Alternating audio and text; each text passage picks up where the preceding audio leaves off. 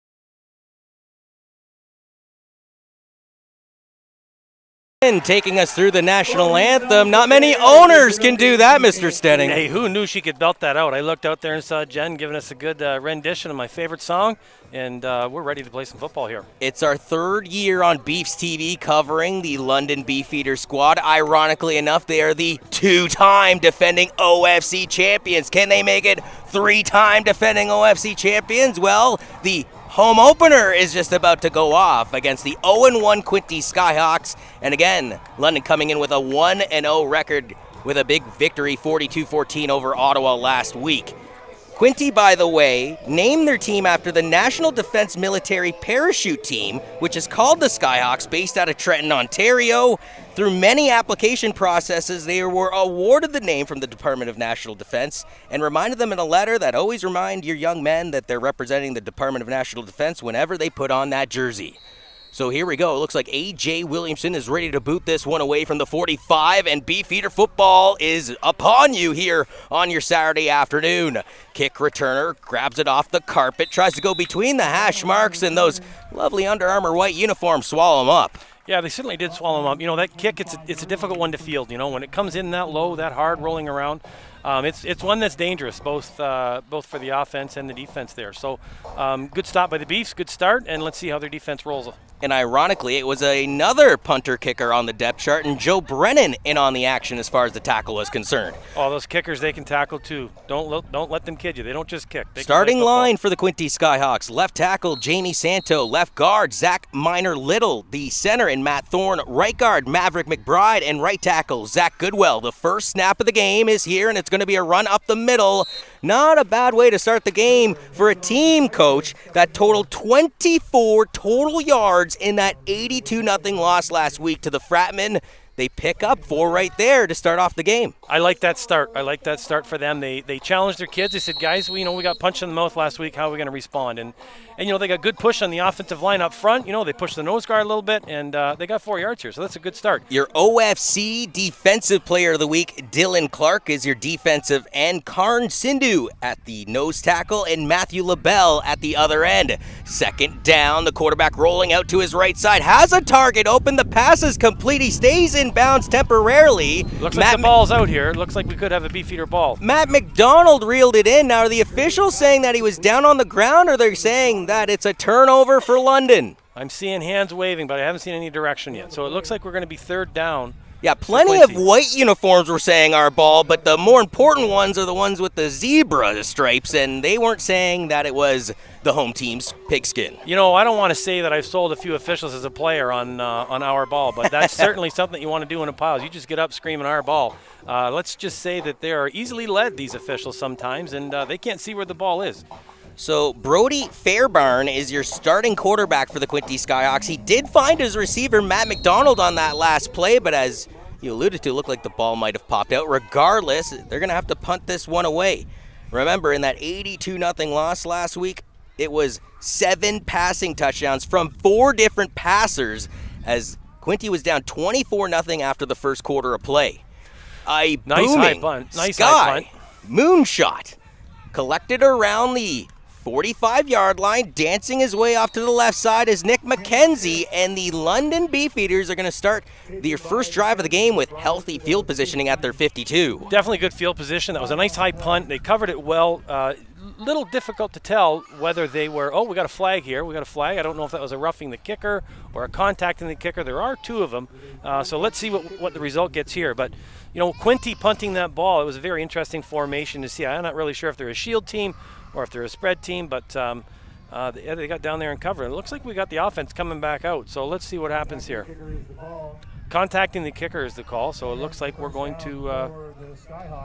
Well, you were just talking about selling a call earlier, and I'm not saying that the kicker there sold the call, but I do notice that punters in the Canadian brand of football, you breeze on them and they collapse like a lawn chair. Well, the rule is there to protect the kids, so we got to protect the kids. If he was contacted, he was contacted. So it allows it to turn into a first down for Quinte. Why is that so important? 24 total yards of offense last week. I'm not going to say they had a lot of first downs last week, so I think this is big for them. Again, another run up the middle. Now, he is met by a lot of Beefeaters, but we got a good situation to start. Well, Dylan Clark was the main culprit, pretty much building that white picket fence that looked more like a brick wall when he hit it. Yeah, I thought he had some good forward momentum going there, but he certainly did get stopped and pushed back. So we got a gain of about 3. I prefer a 2nd and 6 over a 2nd and 7. This is a tough call here. Dylan Clark wrecked the Sooners last week, at least their game plan, with 5 solo tackles, a sack. He knocked down a pass. He also blocked a field goal attempt in that 42-14 victory back in the capital of Canada last week. Fantastic week for him. Good start. Second down play. Quinte staggered to the line. Quarterback's going to hand this one off. Who else? It is Dylan Clark stopping his momentum. Now, the helmet pops off. He's going to have to come off the field. Yeah, that'll be 3 for Dylan. Quinte, they had a 2nd and 7 there. They wanted to try and go back to what's working here for them, and they got stopped. Good stop by the Beefeaters, So mainly a run-bred offense from Brody Fairbairn in their first 2 offensive drives. Well, technically 1 because, as you mentioned, the roughing the kicker got them to extend this drive, but it seems to have finally stalled out here at their 40-yard line. So do the Beefeaters get more aggressive this time or kind of lighten up? No, I think the Beefeaters are going to do what the Beefeaters do. Their special teams coordinator has got them set, and they do what they do. And, they happened to brush them last time. They're not going to brush them this time. A low snap handled by the punter. Great job getaway by Brandon Swain. He still gets this one all the way down to the 35, trying to stagger the ball back up. Once again is Nick McKenzie. So finally, London is going to get the pigskin in the offensive side of the ball, and it's going to start at their 40-yard line. they do get the ball back, but that penalty was costly. They lost about 12 yards to be 10, exact. 12 yards. Okay, so they lost 12 yards. I like Johnny. You got the stats for me. That's great. So, they did give up some ground there. So let's see how that happens. Starting offensive line, left tackle Ahmed El-Turabi. Ryan Mason, David Legg at center, Kevin Richards at right guard, and Ahmed Medeu at right tackle. First snap of the game. Chambers going to hand this one off, and Quinte's defense, at least the defensive line, which features Mackenzie Dunford, Liam Carnigal, Sam Darren, and Berkeley Benovic, did the job on that affair. Yeah, that's a big stop for Quinte. Run a little bit of power. The Beefeaters, it's no surprise. They like to run the power game. Coach Schneider is a power runner. They picked up 2 here, so let's see what he's got in 2nd and 8. So in the gun is Chambers. You see Tazvang Bell behind him. They're going to sway over to the right side, and Chambers is going to roll out to that right side. Good. Has the ball. It's caught, tiptoeing out of bounds. Now, are they going to give him the first down yardage, though? It's Nigel Morris. Just kind of staggered his way around the stick there and got the extra yard that he needed. He did get that ball out there. Ethan Chambers has really come along as a quarterback. He's delivering the ball well, and that was a good job by the receiver to get up there and high point that ball and get some yards. Even more impressive for a quarterback that technically hasn't taken any real game snaps in 2.5 years since he played for the CCH Crusaders in the London high school scene. Yeah, and I don't think he's alone out there. There's a lot of kids that haven't played a lot of football in the last 2 years, so it's good for them to be out here. I know Coach Schneider was talking about one of their running backs last week, and he hasn't played a football game since he played a varsity game for Ingersoll about 3 years ago. So, it's baptism by fire here for some of these guys. So Tazvang Bell, who had that big record 99-yard run against Ottawa last week, which beat Darren Isaac's 89-yard record set back in 1992, got the carry on that last, and it's going to bring up a 2nd and we'll say 6. Yeah, it looks like it was a power run that time. So you're going to be saying power a lot today. I think I am. I might say counter every now and then, but Coach. We got. Well, they tried to get Quinte to bite. Now I always love this in football. Somebody always jumps and then fingers start getting pointed at each other. Yeah, well, you have to point out just in case the officials aren't aware of who it was. I think we want to make sure that we get our fingers out there and say, look, I saw him move. And what do you know? London was trying to bait in the Skyhawks. It ends up costing them 5 yards. That's the karma of football right there, guys. And reminder that the last time these two teams saw each other was October 23rd back last year, right here at Citywide Sports Park. That ended up being a 49-0 victory for London in that game. Chambers on the delayed handoff. It's Tazvang Bell being swallowed up and almost trying to rip Tazvang Bell down to the ground. Along with trying to get the ball out was Jaden Hay on that effort. Quinte's doing a really good job of stuff in the box. I mean, they've watched film. They obviously know that London wants to run inside the tackles, and they're going to take that away. So let's see how Coach Schneider is going to take advantage of what they're giving up, because you can't do one and stop other things. So Ethan Chambers is a very efficient passer, so I think we're going to start to see the ball come out of his hands a little bit more, and we'll look for the ball. AJ Williamson, I should say, is going to punt this one away. He had 6 punts last week against Ottawa for 170 total yards. Yeah, the Beefeaters had some difficulty with block punts last week, so let's see if they've corrected that. We've got a little tight formation. We got guys working across the face. Shield does a good job. Beautiful punt, especially with a breeze going coast to coast. Reeling back to get it is Matt McDonald. McDonald will fall as he's being smothered in the action by Connor Marsh. That was a boomer, and so the Beefeaters just won the possession game right here. They pushed them back a little bit, so they're getting some field position here. So now the last time London played in London, it didn't go so well. It was the 2021 Canadian Bowl, and if you recall, that was when the Langley Rams and their formidable defense shut them out 37-0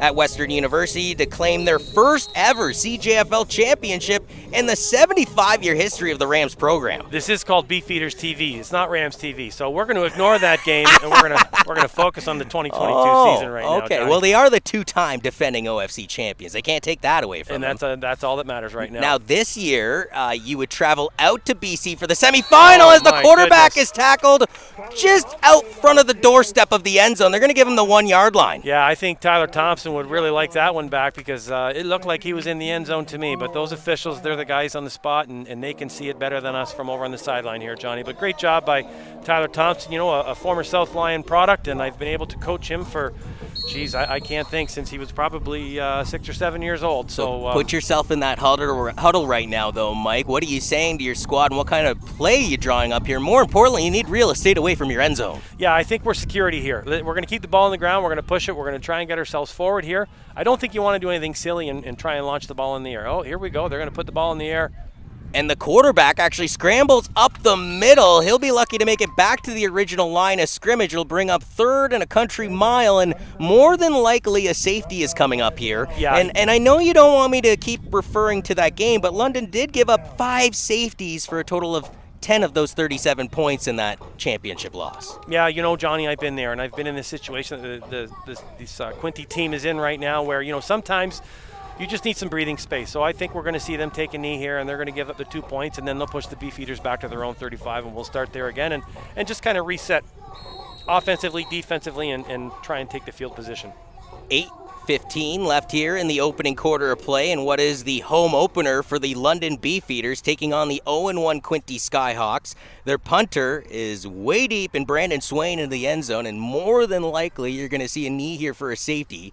The snap is done, but no, they're going to punt this one away, and you know what? Good on you, Quinte. I'm loving it. Good for them. McKenzie grabs the ball around the 38, spreads out to the left side, right in front of the Quinte Skyhawks bench. He makes a slice and a dice and everything nice down to the 10-yard line. However, flag back around the 30. Nothing says I trust you more on the sideline than you send your punter out there backed up on the 1 and having him punt that ball. Good for Quinte for having the guts to do that. Listen, Mike, I expect teams to always want to do that, yet you never see it. So I was just assuming that the safety was coming, yet they caught me off guard. Maybe they caught London off guard a little bit as the penalty yardage goes against London. It's a 10-yarder. Yeah, it looks like a block from behind. I did not see the infraction, but it was in the area that's typically a block from behind, and I think that's something that Coach Snyder works on pretty much on a daily basis in practice, where we don't get that back block. You want to get your body out in front of the player, and you just want to wall them off. There's no need to make a hit like that when the returner's having such a good day. And as a result, London's offense is back onto the field. 0-0 is the scoreboard. A little snap in outside zone here for Taz. Taz trying to get to the edge, gets clobbered into the Quinte Skyhawks bench, but close to the first down yardage. The stick gang already wanted to move, but no, it's second down.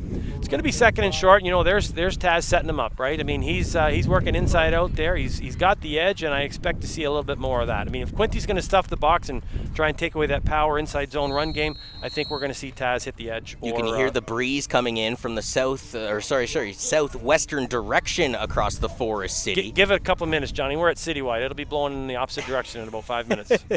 It was 30 degrees at kickoff, only 34 with the humidex, which is nice this time of the year. Perfect football weather, if you ask me. Beautiful football weather. So Taz Van Bell, another dose. He's going to get the first down and more. Just needed 2 yards. Probably picked up about 8 or 9. And there's some pushing and shoving after the whistle. And as a result, I believe the official is getting Ahmed Madawi. Although it was a Skyhawk now continuing to push and shove. And I believe that's actually Josh McBride being a syringe underneath the Beefeater skin. Yeah, I think that's just a case of, guys start to take the game a little bit personal. They're in battles in the trenches there, and we just got to take that personal piece out of the game and, give these guys a chance to cool down, get off the field, and let's come out here and play some football. If I lost 82-0 last week, I would be a little grumpy this week. I can't, not admit that. Absolutely. But, you see what happens here, right? I mean, they're going to walk the ball up to the 1-yard line, and now all of a sudden... Wow, that's such a, you're plexico-bursting yourself at that point. Yeah, we don't want to get into situations like this. I mean, you want to come out and prove yourself, and this goes to discipline, right? And I think we got to be disciplined on both sides of the ball and take this part out of the game. So as I was recalling, the last time these two teams hooked it up was here at Citywide Sports Park all the way back on October 23rd of last year, a 49-0 victory. However, it was just 13-0 after the first quarter and 16-0 after the break. The majority of the damage was done in the second half. Yeah, I just want to. We'll get to that in a minute here. What's the chances Taz Van Bell gets this handoff and tries to run the ball in, Johnny? What do you think? About 90%. But Yeah, you know what? I think Quinte's realizing that themselves. They're going to call a timeout and try and regroup here with 6:56 remaining in the first quarter of play. You are watching the London Beefeaters home opener here on BEEFSTV, brought to you by the Nicholas Group Mortgage Brokers. Thank you so much to the Nicholas Group, our gold standard advertiser and sponsor for the 2022 season. So I just want to get back to that comment that you made earlier. You know, it was the score last week was tight at the end of the first quarter. It was even tight at the end of the second quarter, and same thing last year when they played these guys. But one thing that the Beefeaters are doing and what Coach Schneider is doing is they have a type of offense that wears you down. So they may not score big points in the first and second quarter, but they are wearing you down. They are beating you up. They're just chewing the clock. And it's a physical, rough game inside. And I think, you know, the Beefeaters' offensive line is ready for that game. And I think they're saying to Quinte is that, you know, can you stand with us? This is a heavyweight fight, and we play for 10 rounds. I think a lot of these guys are UFC fighters, and they're used to the 3 to 5 rounds, right? There's a big pay-per-view tonight there, Coach. There sure is. There sure is. So Dylan Clark, by the way, is a Belleville native. If you're Quinte, you're going, wait a minute, you're wearing the wrong uniform. Chambers in the gun, has Taz Van Bell behind him. It is a dose of Taz Van Bell. Oh, nice Ethan deal. Chambers keeps, scampers into the end zone. Touchdown, Beefeaters. Ethan Chambers from 3 yards out.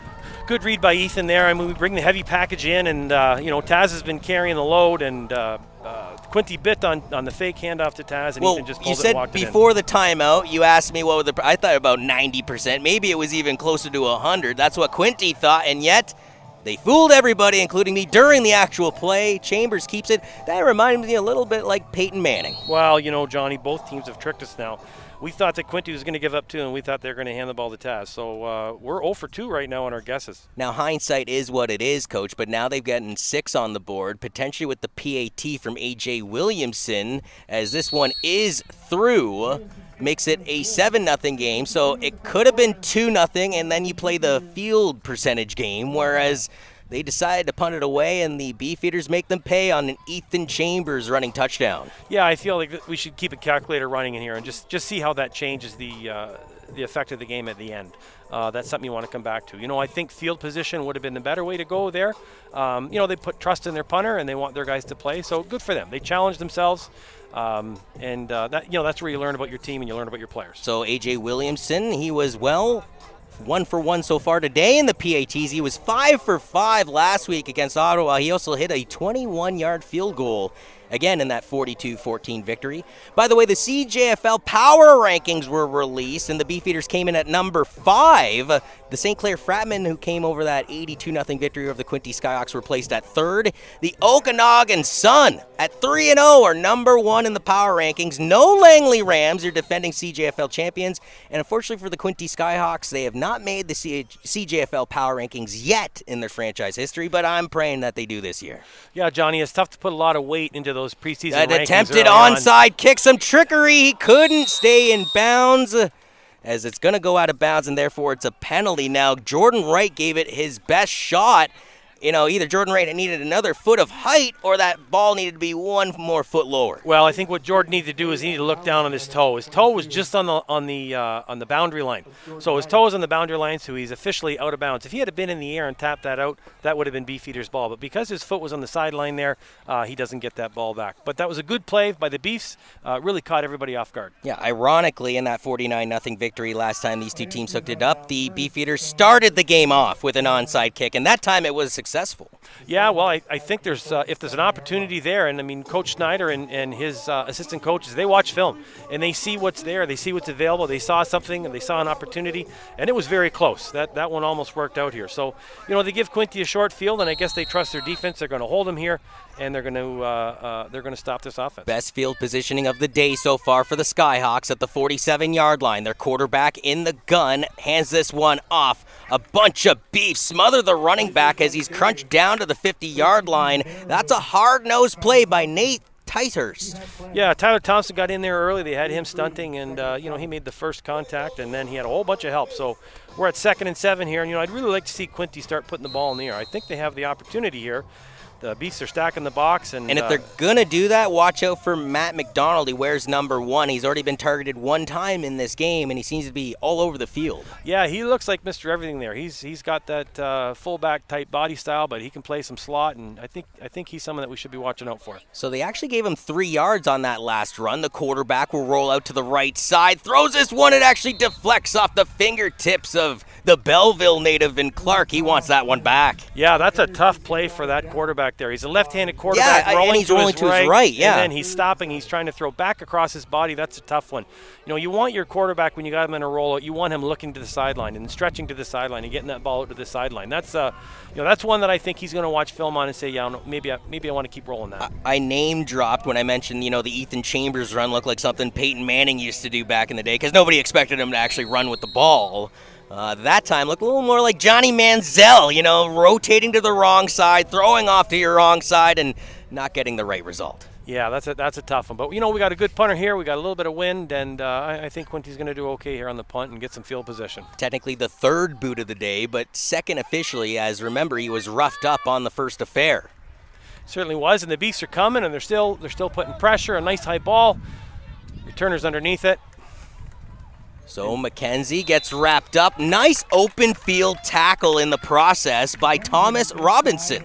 That was a nice tackle. He got down the field cleanly and made a good open field tackle. So good on Quinte. And going to the coverage of the London Beefeaters, it looked like there was a swarm of Beefeaters right at the punter's gate. Do you think that affected the kick and being more of a moonshot? No, I think that's the style of kicker that he is. He wants to get that ball up. He wants to get it hanging. He wants to give his coverage team time to get down the field. I've had punters in the past where, they can boom the ball 70, 80 yards in the air, but we don't have anybody that can cover it.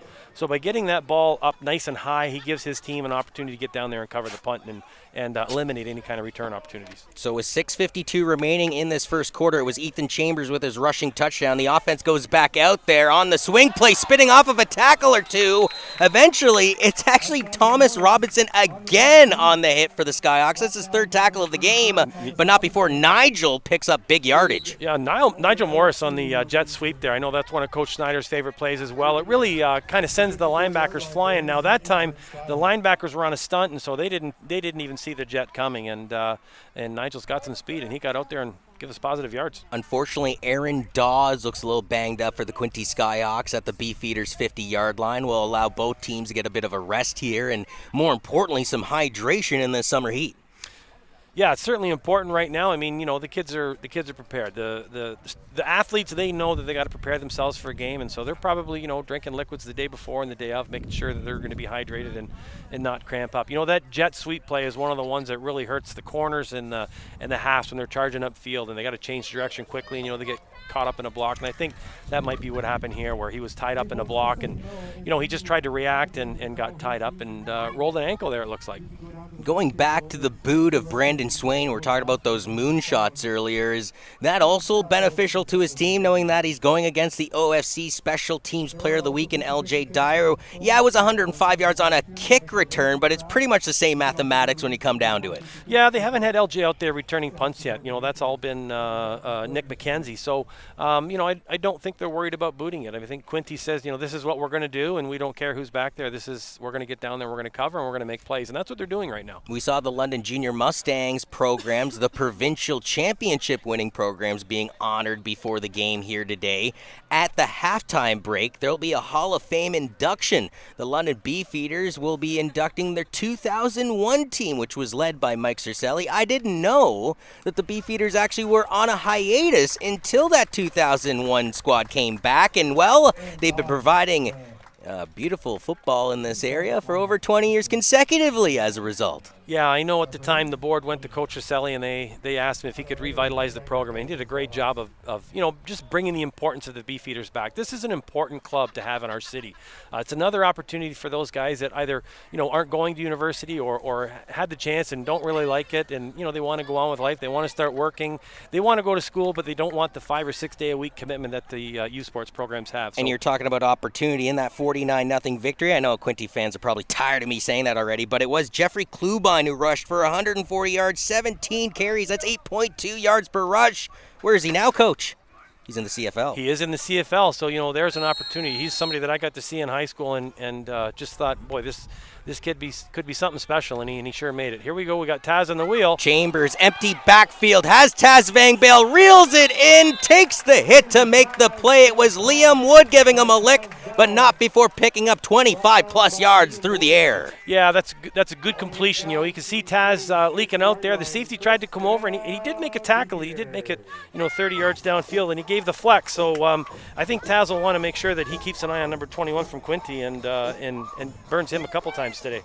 It's funny, in that last game, too, it wasn't Taz Van Bell doing the damage. I mentioned it was Jeffrey Klubine, but also L.J. Dyer had 47 yards on 7 carries and a touchdown in that contest. Yeah, here's L.J. in the backfield now, and, the offensive line is just pushing the front, so L.J.'s got great yards gained there on first down. And it was Taj Little on the tackle that time on L.J. Dyer, who just kept spinning and spinning his way through the Quinte Skyhawks defense. So I made reference earlier about what this offense can do to you. It just wears down your front, and I think we can see that already in the first quarter, where the Beefeaters are starting to beat up the Quinte Skyhawks up front, and they're able to guys like Mackenzie Dunford, Liam Carnigal, Sam Darian, and Berkeley Banlovic. And reminder that they only have about 3 behind those guys on their depth chart currently. Chambers fakes the handoff, keeps it himself. We've already seen him score a touchdown in this game. Going towards the pylon, touchdown Beefeaters. So nice, he does it twice. Ethan Chambers, a second dose on the run. That was always the one thing as a football player that I was jealous of the quarterbacks, is they could call their own play anytime they want. The center, he touches the ball every play, but if he tries to run it, he's going to get in trouble with his coach. So good on Ethan for pulling that ball and scoring. That was a good run by him. Maybe we can get another replay of that Ethan Chambers touchdown dance, as here it is from within the red zone. It's going to be a 19-yard gander, but once he got to that edge, where there's a will, there's a way. Yeah, Ethan had that ball out front for LJ, and he just saw that there was no end there, so he pulled that, and he decided he was going to score. He was 5 for 5 last week. He's 2 for 2 so far this afternoon, and this one goes over the fence here at Citywide, and the officials are going to need some help to get that pigskin back. Well, we got somebody over there fishing balls out. I think they're used to that here at this location. Would you not put up some fencing over the last 10 years? Johnny, there's a few things that I would have done differently about Citywide Park. But we're blessed to have a facility like this in our city. Which is funny because I hear you razzing it from a football side, and I used to do this field on a baseball side, and I don't have many more compliments to add. Well, the one thing that I find about Citywide is the weather is always unpredictable. If there's one thing we know that there's unpredictability here. So as I mentioned before, we have southwest winds turns to a northeast wind awfully quickly out here. Thanks for joining us on BEEFSTV. He's Mike Stenning. I'm Jonathan Urbanowicz. Happy to take you through this home opener for the London Beefeaters in 2022. We've been covering this team for the last 3 years, and oh yeah, they're their 2-time defending Ontario Football Conference champions. We must be their good luck charm. Must be it. So they've flipped their coverage here on the kickoff team. Nice deep kick. And it is Jack Kelly on the return, going towards the hash mark. Kelly making a move, almost got free. In fact, it was 2 Beefeaters trying to take him down. Connor Winrow was in on the action. That's a very good 30-yard return there for Quinte, and I think they'll think twice about kicking the ball to him next time. But he is limping when he's getting up, so let's see how that affects him here in this offensive series. Quinte was down 24-0 after the first quarter of play, 68-0 at halftime. Their offense only produced 24 total yards.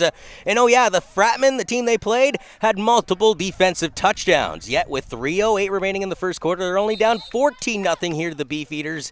As the Stick Gang, well, some broken equipment, they're going to try and get organized. Yeah, we just got a little tangle going here, and that happens with the sticks. Unfortunately, it's just the way it is. They get a little bit tangled, and we got to fix it up. And that inch or two really makes a difference on the first down marker. The Quinte Skyhawks announced before the season began that Peter Gabriel, part of the ownership group, would be the team's head coach for the 2022 season. Coach Gabe returning to the head coaching position after growing, a year of success at Quinte Skyhawks football. As they're going to go to the ground attack here on first down, something we're commonly seeing by the Skyhawks here on the road. And once again, they pick up about 3 or 4 yards. Yeah, it looks like they got a 4-yard gain here. You want to be careful on that first down. You start to become predictable there, and then the defensive coordinator will just start teeing off on that. So a healthy position by the officials. It's actually a 5-yard gain. Well, he can see forward momentum where we can't. We're kind of sitting on an angle here, so I trust the officials here. We've got a great crew in London, so we would never argue their calls. Right, Johnny? Right. So once again, it is Quinte on the 2nd and 5 trying to do some damage. They have picked up a first down. That was from penalty yardage, though. Can they do it here with their offense? The quarterback rolling out, trying to pick this one off the carpet. Unfortunately for Matt McDonald, it's the second time he's been targeted in this game. The first time he wasn't able to reel the ball in. Yeah, I like that call. I certainly like that quarterback rolling up to his left. They had the wide side of the field. They had trips over there. They had lots of bodies to throw to. The Beefeaters knew it was coming. They went with a three-man front, and they had one extra guy in coverage, and that was just an incompletion. That really should have been one that was completed, and we should be sitting here on a first down Quinte. But good job by the Beefeaters for getting after him, covering up everything, and sitting back in a return. BEEFSTV is brought to you by the Nicholas Group, proud sponsors of the London Beefeaters and the stream. By the way, give us a like, hit the subscribe button. Mike Stenning loves you, love him too. BEEFSTV.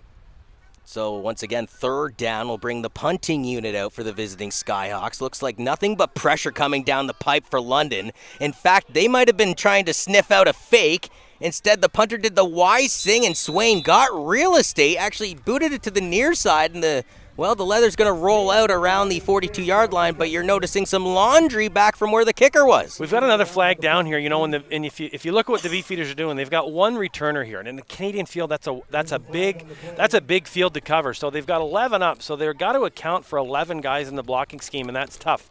So Beefeaters are going to put pressure, but they put themselves in a bind there. So I think what Quinte was trying to do is get that punter to roll a little bit and punt the ball where the returner isn't, and make him try and get to the ball. And unfortunately there, the Beefs just kind of rubbed the punter the wrong way, and it looks like we could be seeing a first down here. So for the second time in this game, Quinte's going to pick up 15 yards from the penalty marker. And again, you could make safe assumptions with a team that had 24 total yards in a game last week, probably didn't have a whole lot of first downs. Well, now they've picked up 2 through the officials. Hey, I've had some games where those are my best offensive plays. First down by the officials. Oh, my word. Helmet popping goodness, as in on the action was Tyler Thompson. Yeah, I've seen Tyler do that a few times. That's a good pop. Popped his helmet off, and I think we're going to see that young man gone for 3 plays, so we'll have someone come in here and fill his role. Is that the same Tyler Thompson that was playing on the London Junior Mustangs varsity team? That is the same Tyler Thompson. Who destroyed the quarterback for the Essex Ravens in that game, if I recall. Tyler's been known to do that to a few players. And I don't mean dirtily. It was a clean, vicious freight train of a hit. No, Tyler hits well above his weight class. He throws his body around, and he's not afraid. He's not afraid of being the pound-for-pound best out there.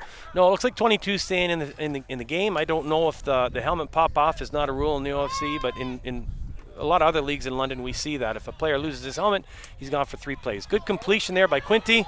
Yes, the double pump fake works for the quarterback, and he ends up finding the receiver in Isaiah Lockwood. Lockwood gains the yards, moves the sticks.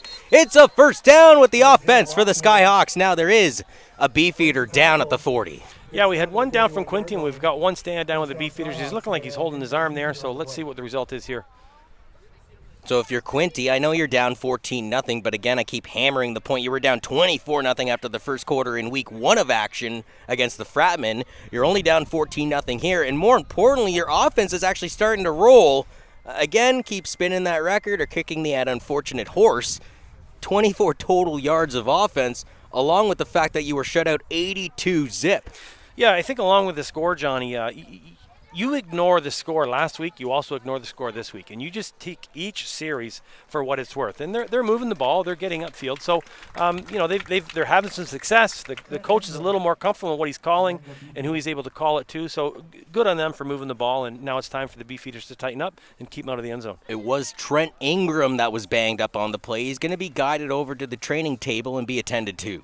Former South Lion Trent Ingram came out to play for Coach Snyder. He's excited to be here, so I hope he's back in the game soon. How many more South Lion references are you going to drop here, Mike? As many as I can, Johnny. Okay, I see what it is. As long as they're not Detroit Lion references. That is Coach Snyder's favorite I team, know, but we'll work on it. Another booming hit. Taking the blow to try and make the play was Ticehurst. Nace Ticehurst in on the carry, gains a yard or 2. Looks like Nick Sams was on the tackle there. So, we've got a 2nd and 9 here. Again, not a call we want to make. They've had some success rolling this quarterback out, and they've got the wide side of the field to the left, so I'd expect to see some trips to the left and get him rolling and look for a completion here. Deepest the Skyhawks have been in this game. They're at the ball at their opponent's 40-yard line, potentially the final play of the opening quarter here from Citywide Sports Park. Here we go. We got a 2x2. We got kind of a run formation here, so let's see what they do. It's one deep over the intended target. In fact, almost having a shot at the interception was Marcelo Da Silva. Yeah, I think that's one that quarterback would like to have back, and I think, again, that's something that you can watch on film, and you can see if he completes that roll, he's going to be a little more comfortable in that pass. He kind of took the momentum away from his run, and he just stopped his feet, and he tried to use his whole upper body to complete that pass, and that's a tough pass to make. I was going to say, too, it looked like he had enough real estate to really set in and target that throw down deep, and it would have probably been a better thrown ball. You could tell once the ball had apexed, it lost its spiral, which didn't really lead the receiver into clear territory. Yeah, absolutely. The Canadian field's a big field, and I think we underestimate how far. I mean, he's on the far hash, so he's got to get rolling, he's got to get moving to get it all the way outside the numbers away from him. So we want to see those quarterbacks roll, keep moving, and put that ball into a position where it's catchable. So we go to the Nicholas Group box score. With 6:52 remaining in the opening quarter, it was Ethan Chambers faking the handoff, going in for himself from 3 yards out to make it 7-0. Just over 3 minutes later, with 3 minutes and 29 seconds to be exact, well, Ethan Chambers decided to do it again, this time from 19 yards out, diving towards the near pylon to the fans in the stands. So here we go with our 11-up look. The returner, he's got his heels on the goal line there. We got a little bit of a crosswind coming at him. I expect this ball to be nice and high and out of bounds to the right side of the field. So Nick McKenzie, in fact, this one goes straight up like a clock. The punter's going to get it back. In fact, he could have re-kicked that if he really had wanted to. He's going to get tackled at the line of scrimmage. It will be a turnover on downs. I can't recall how many times I've seen that in a football game. Johnny, it's very few, but I will say that he did have to change his trajectory on that. He was scared. The pressure was coming on the side, so he wanted to hold up on that kick and kind of put that ball up. You made reference to that earlier in the game, and so that did change the trajectory of the ball. And Mike, correct me if I'm wrong, though, but if he catches that ball behind the line of scrimmage, he can then re-kick the ball in the Canadian game of football, no? Yeah, yes, absolutely. But that's one of those scenarios that you don't really prepare for. You don't tell your punter, okay, what I want you to do in practice today, I want you to punt it up 15 yards in the air. I want you to catch it. I want you to punt it again. That's one of those things that has to come with experience. That punt went 12-6. Yes, it absolutely did.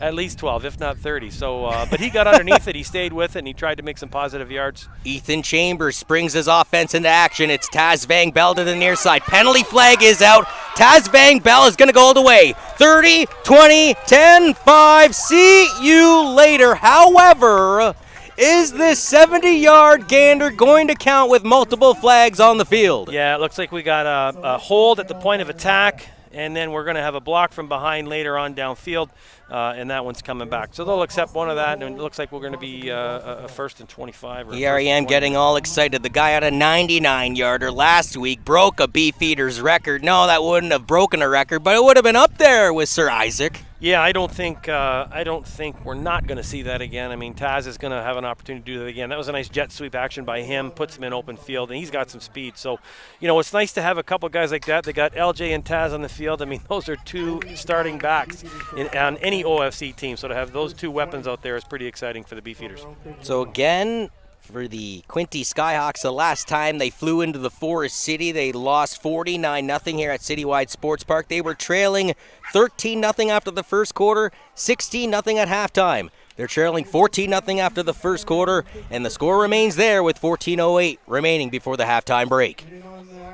Yeah, you know, we got to remember, it's 2022, so this is a whole different team from Quinte, and you know, I think sometimes we got to forget about those games in the past, and they want to make something new here. So, you know, I love seeing. If you don't learn from the past, Mike, it'll repeat itself. No, it can repeat itself. It can repeat itself. I know exactly the sentiment you're talking about, though. There aren't too many returning players from that Beefeaters CJFL finalist squad from last year, but Taz Van Bell is one of them. Yeah, certainly Taz is one, LJ is one. You know, we got a new quarterback. We got Taz in the overmotion here. So they're going to hand this one off. No, it's a play action. Ethan Chambers escaping the pocket, getting real estate. Low throw is reeled in. Nice play by Di Potesta, but more importantly, Ethan Chambers kept that play alive long enough to give Di Potesta the real estate. Yeah, Ethan Chambers was doing his best Patrick Mahomes impression there. You know, just kind of side-arming that ball. Connor Di Podesta stayed with it, and he made himself a target for Ethan, so we got a completion here. And I'm sure you're loving it from a wide receiver. Realized that his quarterback was in trouble, bailed from his route, came back towards him, and reeled in that ball that was slightly underthrown. Yeah, I like to see that communication. I think Connor was trying to figure out whether he needed to block or whether he needed to get open, and he figured out the right thing. Taz Van Bell right up the middle. A little juke, a little jive. The last guy, though, and Thomas Robinson wasn't having any of it. I think Robinson's easily at the 5-tackle mark here early in the second quarter of play. Yeah, that's good for him, but you don't really want your safety to be your leading tackler on your defense. That means that the offense is getting 10 or 15 yards into your field, and you want to stop them at the line of scrimmage as much as possible. Thanks for joining us here on BEEFSTV on your Saturday evening, live from London, Ontario, all courtesy of the Nicholas Group Mortgage Brokers. As Ethan Chambers sends 2 to the line, takes the snap, fakes the handoff. Chambers trying to air this one deep. A beautifully thrown ball, diving for it, in and out of the hands of Mitchell Spence. Yeah, Mitchell did a good job of getting open and getting downfield. I think he's hurt on that play. I mean, he laid all out for that ball. Yeah, he put everything into that, and the Quinte player landed on him awkwardly from behind. And same player we've been talking about, Thomas Robinson, all over the field defensively for the Skyhawks.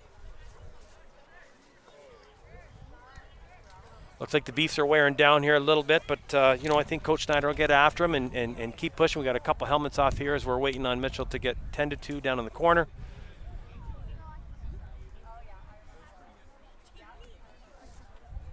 In that loss to London, the Skyhawks, Carter Stevens was the quarterback back then. He went 10 of 27 passing for 87 yards, but threw 5 interceptions. The team totally would throw 7 interceptions in the game.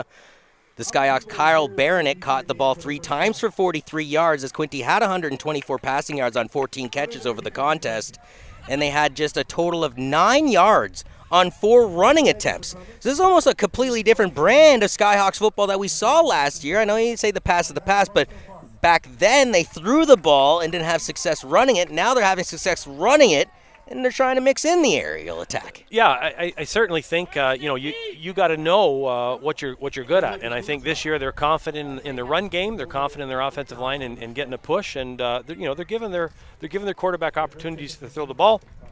So maybe they're trying to create a balanced attack this year where, you're a 50-50 run to pass or maybe a 60-40 run to pass. And I think in order to be successful at the OFC level into the playoffs, you got to be able to run the football in Canada. You can't expect to have a 5R team be successful in October in Canada. By the way, you see Berkeley Banlovich out there. He is a returning player. In that last game here in London, he had a total of 8 tackles. You see him lining up here against Ethan Chambers in the Beefeaters offense, with 12:35 remaining in this second quarter of play.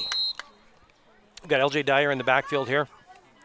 And they're going to give it to Dyer. Dyer rolling out to the right side, trying to find that edge, cuts back in, drags a couple Skyhawks with him for, 2 or 3 more yards. It's a healthy gain of, we'll say, 6. LJ got a good pickup there. In 2nd and 9, he just didn't get enough, but he did a good job of trying to get the outside zone, set the edge, and just get working upfield. Now, do you go for it here if you're the Beefeaters on this 3rd down play, knowing that you are on the Skyhawk side of the field? And I hate to keep ramming down this reality check, but the Skyhawks haven't had any offense so far in 2022. No, I think absolutely you go for it here. I mean, maybe you're just a little bit outside of field goal range. A punt, you could pin them deep, but you're not really playing the field position here. A huge play here for the Skyhawks defense. They can bend but not break. It's the fake handoff again. Chambers holds on to it. Now he needs 3 yards. He got 5 and moves the chains. Yeah, we're marked out at first here. We've seen that play a few times here. I think Quinte's going to wake up to that at some point and say, okay, the quarterback keeps pulling the ball. We better defend him. Also, I don't know how often you want to run with your quarterback, and not to bring up any bad memories, but Ethan Chambers in his final high school game got injured on this very field on a run play with his high school Crusaders squad. Ethan is a good runner. I think he's improved his strength. He's improved his durability a little bit, and I think it's okay to get him running early in the game. And then, once you're comfortable with your position, then you can start, going to your bench, letting some other guys in and giving them opportunities as well. I thought they were going to go deep. They tricked the Skyhawks. Instead, he went to the underlay on that play, which was Nick McKenzie, and they still get close to the first down yardage. They're going to be just a couple yards shy. Yeah, nice delivery by Ethan there. He gets that ball out quick and hard, and the receiver made a good catch on the ball, and he just picked up a couple yards after that. So we're at a second and 1. This is a nice, easy call for any offensive coordinator. The Beefeaters again in those white uniforms and pants, got the blue numbering with red trim, silver buckets, all courtesy of their new jersey sponsor for 2022, Under Armour. And I don't know what it is about Under Armour, but they always seem to put that little special pizzazz on your first-year jersey. They do have some flash, that's for sure. So LJ we got Dyer, the the bulldozer over to the right side. He's easily going to get the first down and move the chains as they're in the red zone. Yeah, LJ doing what he does, running a little bit outside zone there, setting up the edge. He looked like he was going to go to the edge, and then he down there. So we've already seen Ethan Chambers run the ball into the end zone twice, once from 3 yards out, the other from 19. Now they're back into the red zone. Do we see more power, Coach, here, and then back to the Chambers trot? Well, I don't know why you wouldn't keep running the read, but I think this time Taz might hold onto that ball a little bit tighter and not let Ethan try and pull it out. He's going to hold that ball. He's going to say, no, I'm taking this one, Ethan. So with 9:35 remaining in the second quarter, he does hand it off to Taz Vang Bell. Vang Bell splits the seam. Touchdown, Beefeaters. Taz Vang Bell. Nice zone by Taz there. That one was definitely a handoff the whole way. Ethan wasn't looking to pull that one. That ball was going right into Taz's stomach and placing it good mesh by the quarterback, running back there. Youngsters out there, that's something that you need to work on. If you want to be a running back or a quarterback, you get your mom or dad in the backyard and you say, can I give you handoffs? And you just work on run mesh. We can post some drills on YouTube, BEEFSTV, for you youngsters out there that want to be running backs and quarterbacks. But that's something that we want to stress with our players. Is you want to make sure that we have a good mesh between the quarterback and the running back. So they do cap it off with the run as A.J. Williamson, who went 5 for 5 on the PATs last week, 3 for 3 so far this afternoon. They tried to target Mitchell Spence on a deep bomb, and Spence laid out. Unfortunately got banged up on that play on an incomplete pass. The majority of the damage on that drive was done through the air, but once again, for the third time today, it is the ground attack getting the major on the board. Yeah, we did see Taz and LJ, carry a little bit of the load there, but certainly that was a nice balanced attack, a good drive, took a good amount of time off the clock, and again, that's, you're just beating that front up of Quinte, and the Beefeaters are doing a good job of leaning and pushing and creating those holes. So we'll start to see those Quinte guys start to wear down as the Beefs get deep into this game call. Put yourself, though, in the position of Peter Gabriel, the head coach of the Quinte Skyhawks. Do you see any adjustments that you could be making or any things you could be exploiting on the Beefeaters, whether it is offensively or defensively? I like the attack by Quinte right now. I mean, they're balanced. That they're last drive was really good, yeah. Absolutely. So I think you keep doing what you're doing. You mix your run and your pass, and you just keep the Beefs off balance. No trickery this time from A.J. Williamson. Instead, it goes all the way into the back of the end zone, and taking a knee there is Jack Kelly. Yeah, I'm not sure I'm really excited about that choice. Maybe that's something that they worked on the sideline where they said, if you catch it in the end zone, you take a knee, we'll take possession here and we'll start the ball out on the 35. But I would have really liked to see him return that. I mean, he's had some decent returns. He's getting the ball up the field, and I just feel like that tells your team that we're surrendering, right? We're not going to try. It's a completely different mentality than what we saw early in the first quarter when they punted it out of their own end zone, trusting their defense. Absolutely. So, we want to get into that position where, hey, guys, let's do this. We're here to play football. Let's go out there and battle. And I couldn't imagine how long the bus trip was when you lose 82-0. To then go into the next week's action and then, not have that goose egg broken on the board would really sting. I think, the long bus ride home, yeah, it's going to be tough, but, you get a couple hamburgers at the Burger King in Ingersoll on the way, and it kind of takes away some of the pain. Oh, okay. That's the Stenning Sting, is it?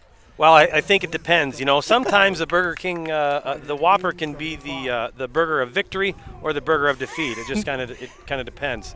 Maybe the burger of defeat should be the chicken burger. The burger of victory is the Whopper. Well, shout out to the King, the unofficial sponsor of Mike Stenning's broadcast. Oh, absolutely. Burger King hands down the Whopper over the Big Mac any day. Okay, I'll agree with that, especially on Wednesdays. No onions.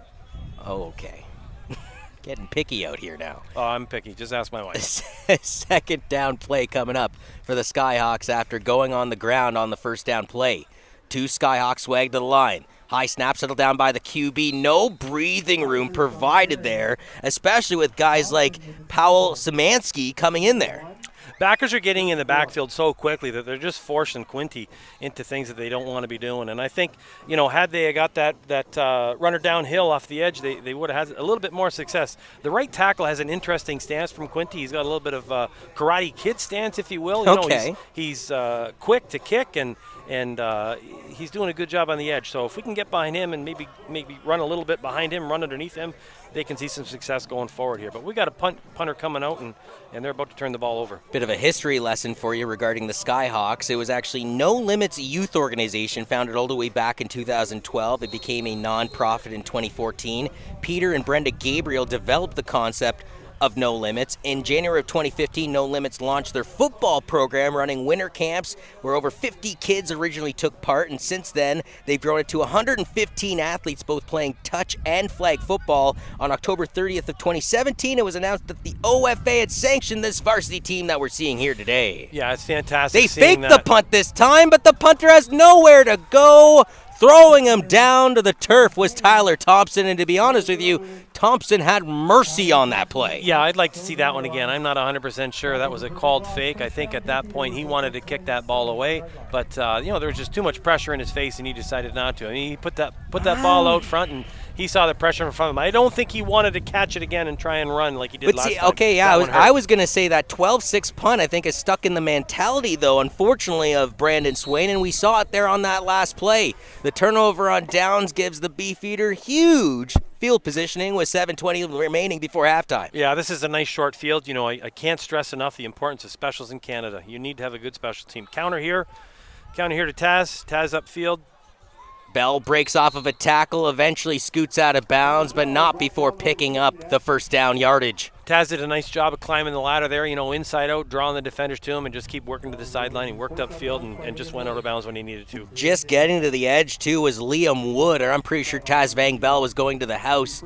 Unfortunately, there is a Skyhawk down around the 30-yard line. Yeah, good patient run there by Taz. As I said, you set up your defenders by drawing them to you. You work upfield, and then as they come, you start to work out. And you try and hit the perimeter and get around them and work upfield.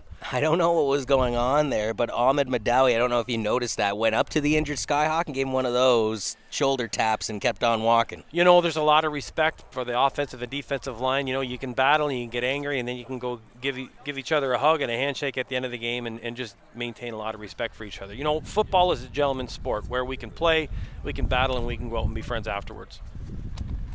Over some wings and beverages. That's always encouraged. Pizza. Pizza's a good choice. Nachos, nothing wrong with a good plate of nachos. Everything you have said sounds so healthy for an athlete to refuel after a game. Well, I say this to a lot of the kids that play hockey. I don't want to play football because I'm playing hockey. Well, you know what? By the time you're 35, we'll all be in the same men's league. So why don't you come out and play some football and have some fun? So let's go out and have some fun. These guys want to go out and have some chicken wings. I think they've worked it off here with all the work that they've put together, and they're sweating it off. They're burning calories, so it's okay to go out and enjoy some chicken wings. I see what you're saying. You're taking the Chad Ochocinco route, which means it doesn't matter what I put into my body. It's all fuel for what I put out of my body. What's happening on the outside? What are we doing? All right. I don't know. A lot of athletes shake their head, though, at Chad Ochocinco's mentality. Now, it is Ethan Chambers, just a straight pass. Nigel ends up catching this one.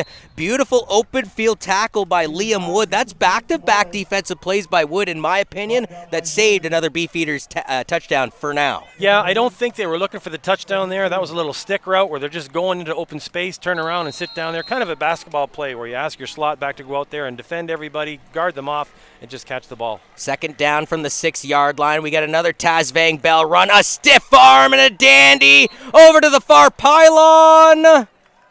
I don't see a signal yet, but it looks like they're calling him out of bounds. They're calling him out at the 1, despite the fact that he did clearly extend his hand over the pylon, which in my opinion indicates a touchdown right there. But hey, regard, like you said, he's got far better field positioning on that play than I do, does the Zebra. So it will be first and goal from the 1-yard line for the Beefeaters here. Absolutely, Johnny. I don't like what I'm seeing over there. I'm seeing Mitchell Spence being carted off the field now with what looks like to be an injury to his left ankle. So I hope he's feeling better, and I hope he recovers quickly because he's a big piece of the Beefeaters offense. He, like a center fielder, dove head first trying to lay out for that Ethan Chambers bomb, and unfortunately didn't get to it.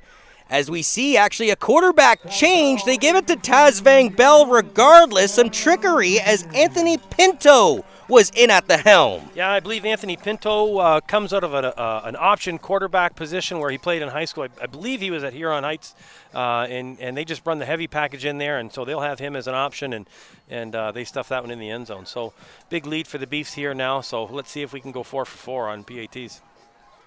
And that'll be the 4th rushing touchdown of the game for the Beefeaters. 2 by Ethan Chambers in the opening quarter play, 2 now by Taz Van Bell in the second quarter of play. Yeah, I feel like maybe Taz said something over to Ethan on the sideline and said, hey, buddy, give me a couple here today. A high snap actually is settled down by Pinto. We were just talking about who came in for that last play for Ethan Chambers. Holds it down. A.J. Williamson boots it through, and like you just recalled, he's now 4 for 4 on the PATs after being 5 for 5 last week. Quick math, 9 for 9 so far in 2022. My math isn't great, Johnny, but I believe that's 100%, and that's what you want out of your kickers. I mean, those PATs should be given. And he hasn't had a chance at another field goal today, but he's 100% in that category too, hitting a 21-yarder in that 42-14 victory over Ottawa last week. Well, he just keeps improving his numbers, so good on him, and that's a big asset to have on your team, especially in Canadian football. Maybe another stat you don't necessarily would bring up all the time, but he also had 6 kickoffs against the Ottawa Sooners, 343 yards. That's 57.2 yards per kickoff. That's big field position. You know, to have a weapon like that on your team is super important. And you know, we love the Canadian game for all the importance it puts on kicking and field position. And it's just it's an exciting game. It's funny. I was talking with a teammate last night about going to a Toronto Argonauts game. He said he went with his father. They went to try and tailgate. There was nobody home. Argo fans have left the building in the last 10 years. Yeah, it's unfortunate. I mean, you know, they went to that smaller venue to try and create a little bit of excitement around the team, and I thought they were doing a good job. But, you know, in Toronto, they want winners, right? They want proven winners, and they want them now. Yet they cheer for the Maple Leafs. It's confusing.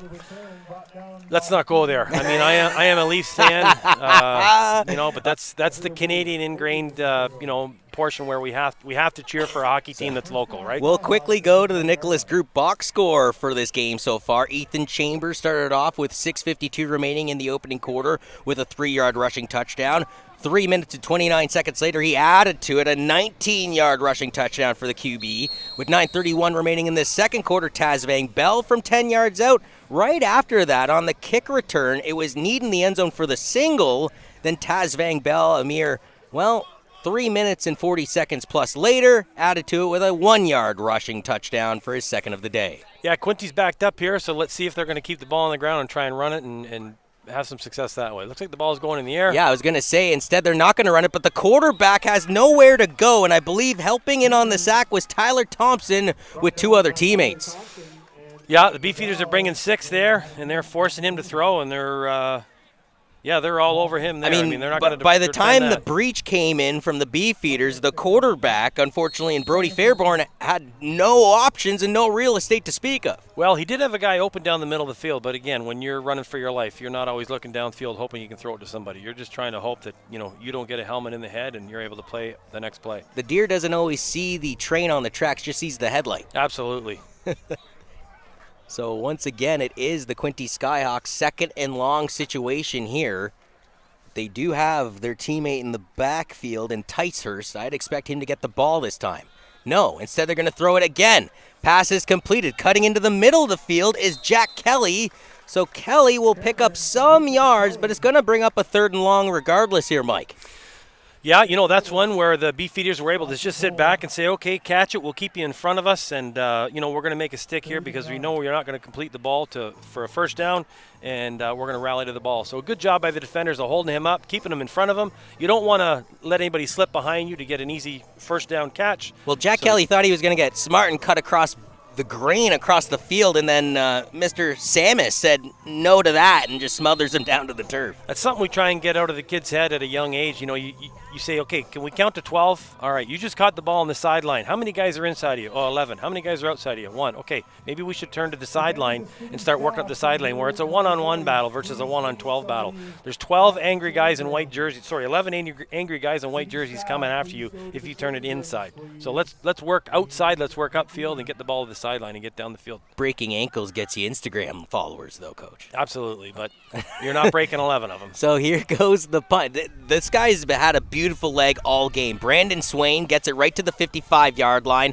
3 Skyhawks swoop in to tackle the kick returner down at the 50-yard line. Once again, it is McKenzie holding down all the punt return duties. Yeah, single returner there, so they've still got 11 up front. They did a better job. Quinte did a better job of holding them off there, and he was able to punt that ball away and showed us a little bit of confidence there that, okay, I can boom this and I can get us out of trouble. So he got them out of trouble there, and let's see what the Beefeaters do with this good field position. They are on the Quinte side of the ball, so they I do keep bringing up the last time these two teams played each other, which was here at the same Citywide Sports Park. They did play each other one time before that in the regular season. That was in Belleville on Sunday, September 5th, 2021. London won that game 61-14.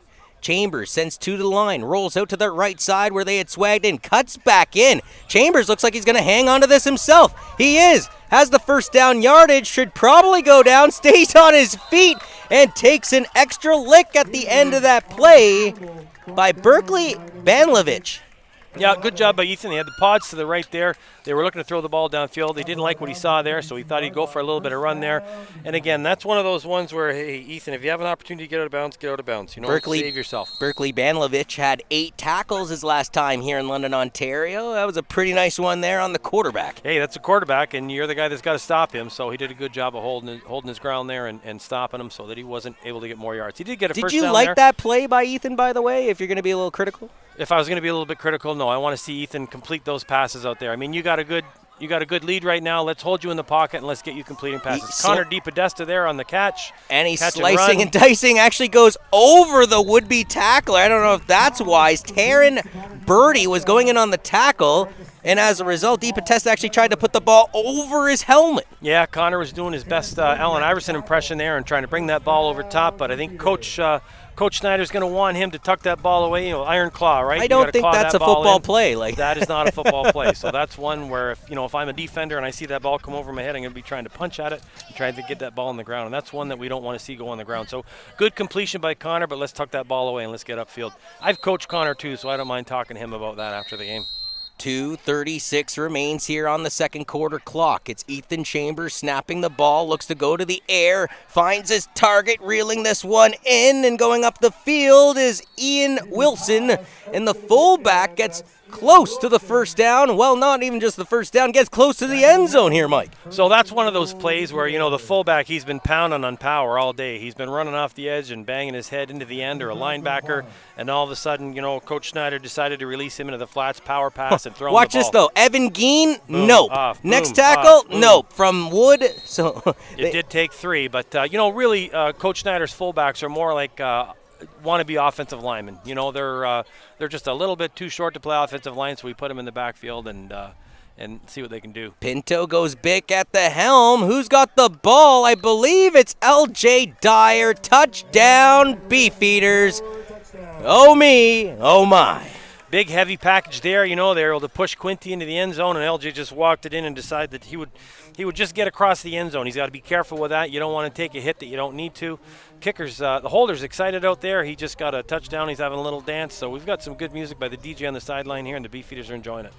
So it is the 5th rushing touchdown of the game for the home squad. Ironically, it's the 3rd rushing touchdown to come within the 5-yard line, and all of the rushing touchdowns have come in within the red zone. Flags on this play, so we'll see if A.J. Williamson has to redo this PAT. I think that one's going to be on Quinte. They are all in the neutral zone there, so I think that one is just going to go away.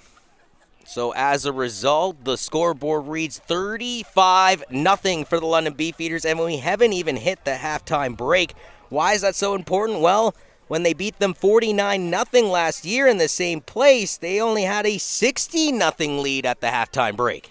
I think at this point now for the Beefeaters, we're going to start to see some substitutions. I know they've got a couple injuries, so they do have a couple guys in the field right now that don't normally get the opportunity to play. But, it's going to be an opportunity for Coach Snyder to get deep in his bench and make sure that all of his players are getting a game opportunity.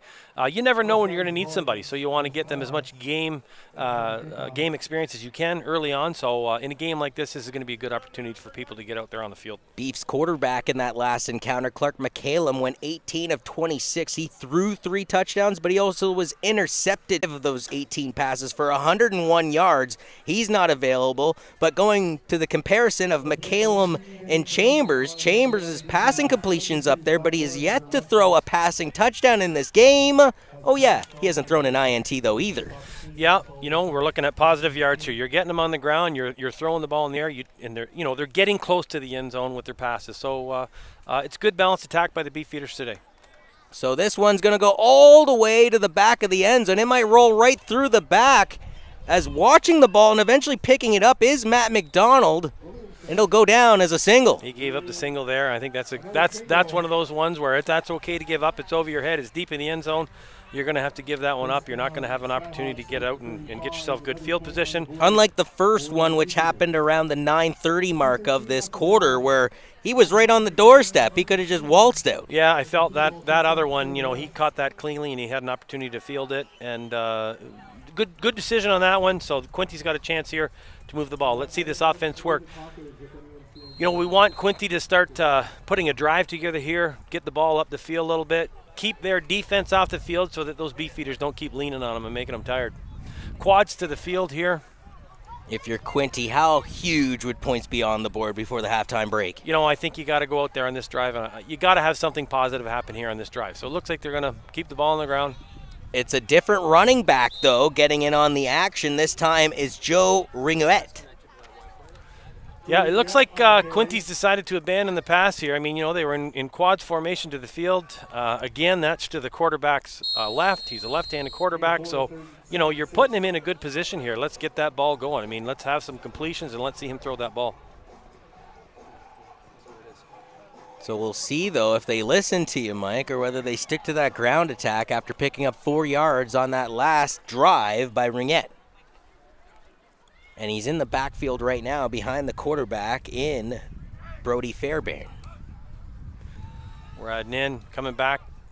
Dying Quail thrown over the top, well behind the intended target, and Jack Kelly will bring up third down, and that might be the reason why they've kind of stayed away from the passing game. Well, again, you're putting your quarterback in a difficult position. You start to roll him to the left, and then you ask him to stop his feet, and now you're asking him to throw all the way back across his body.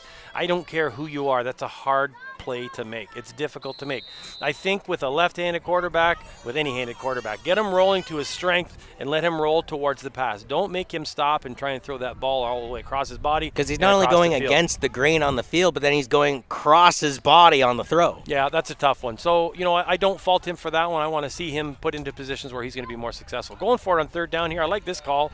Want some success. Looks like they're... And he falls down in the backfield. The pressure of Tyler Thomas along with Ben Regier, but there's a flag. We do have a roughing the passer call here. So, again, this he is fell down, though. Well, that's okay. They didn't need to touch him on there, so we got another first down by Quinte today. That's their best. This is their best offensive play. That's their third first down given through the Zebras.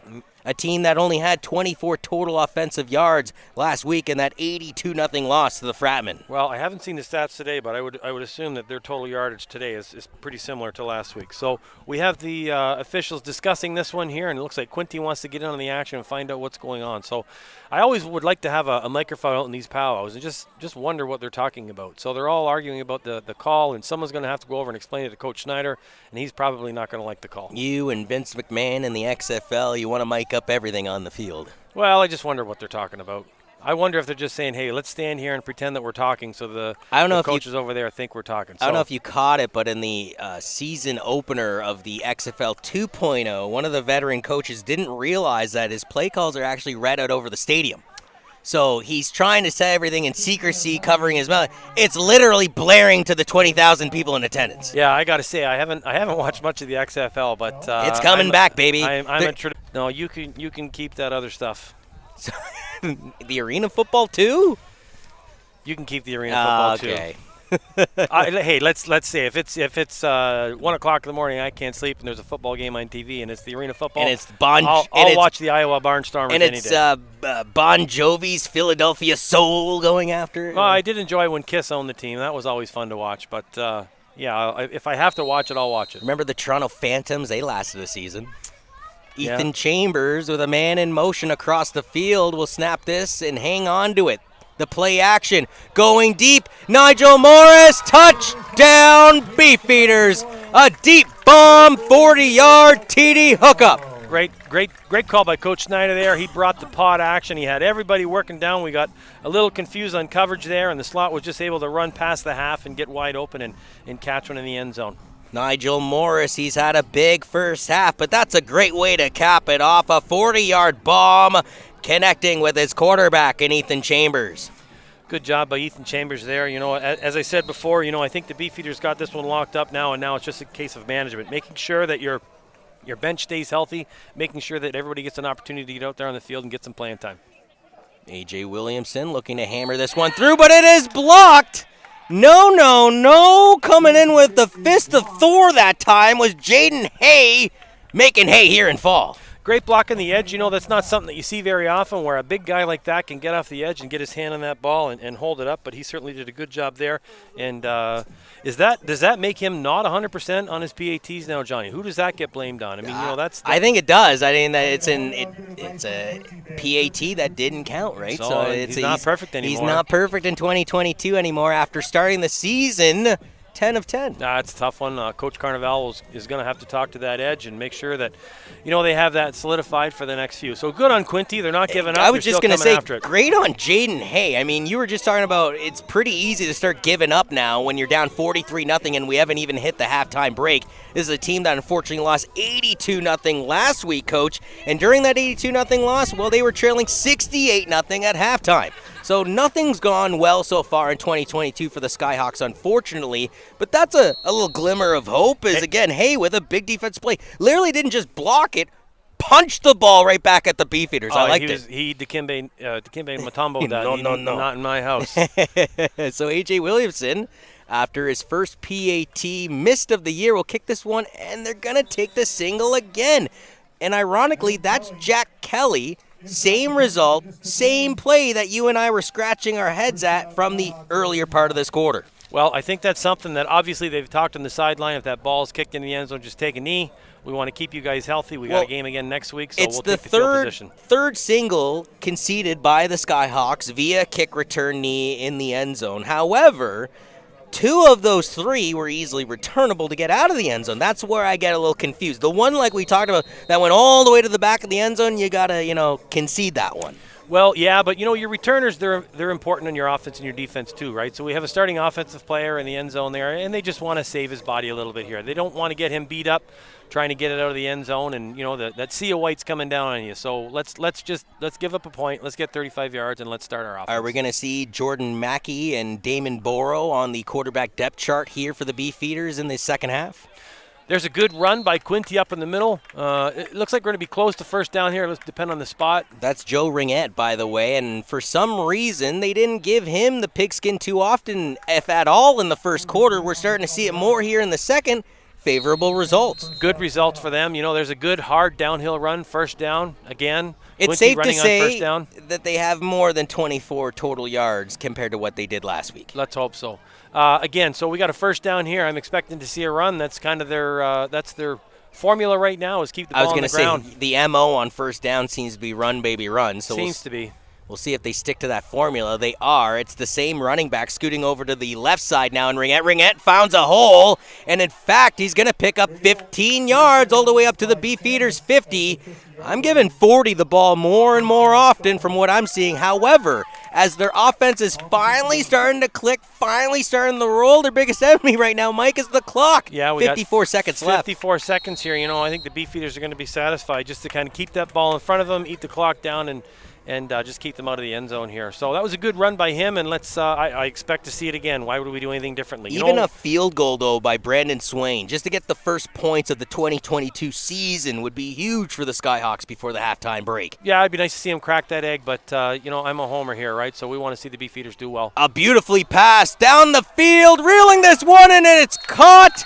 Jack Kelly with the first huge reception of the game. Now there is a penalty marker back at the 55.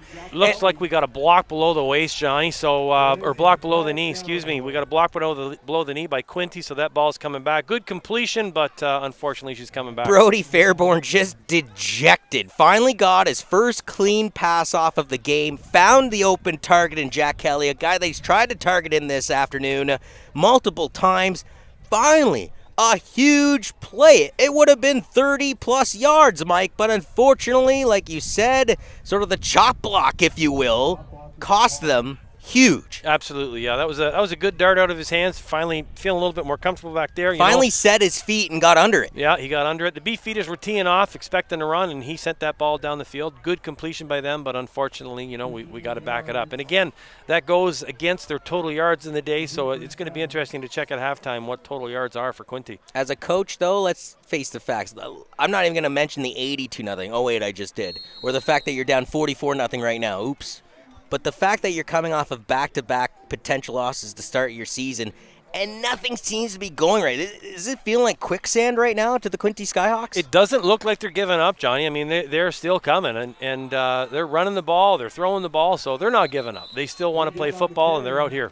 Look what their name says, right? They're warriors. They're battlers. Yeah, first in a country mile. They'll go to the ground attack, and, well, they'll pick up a few yards here to the 45.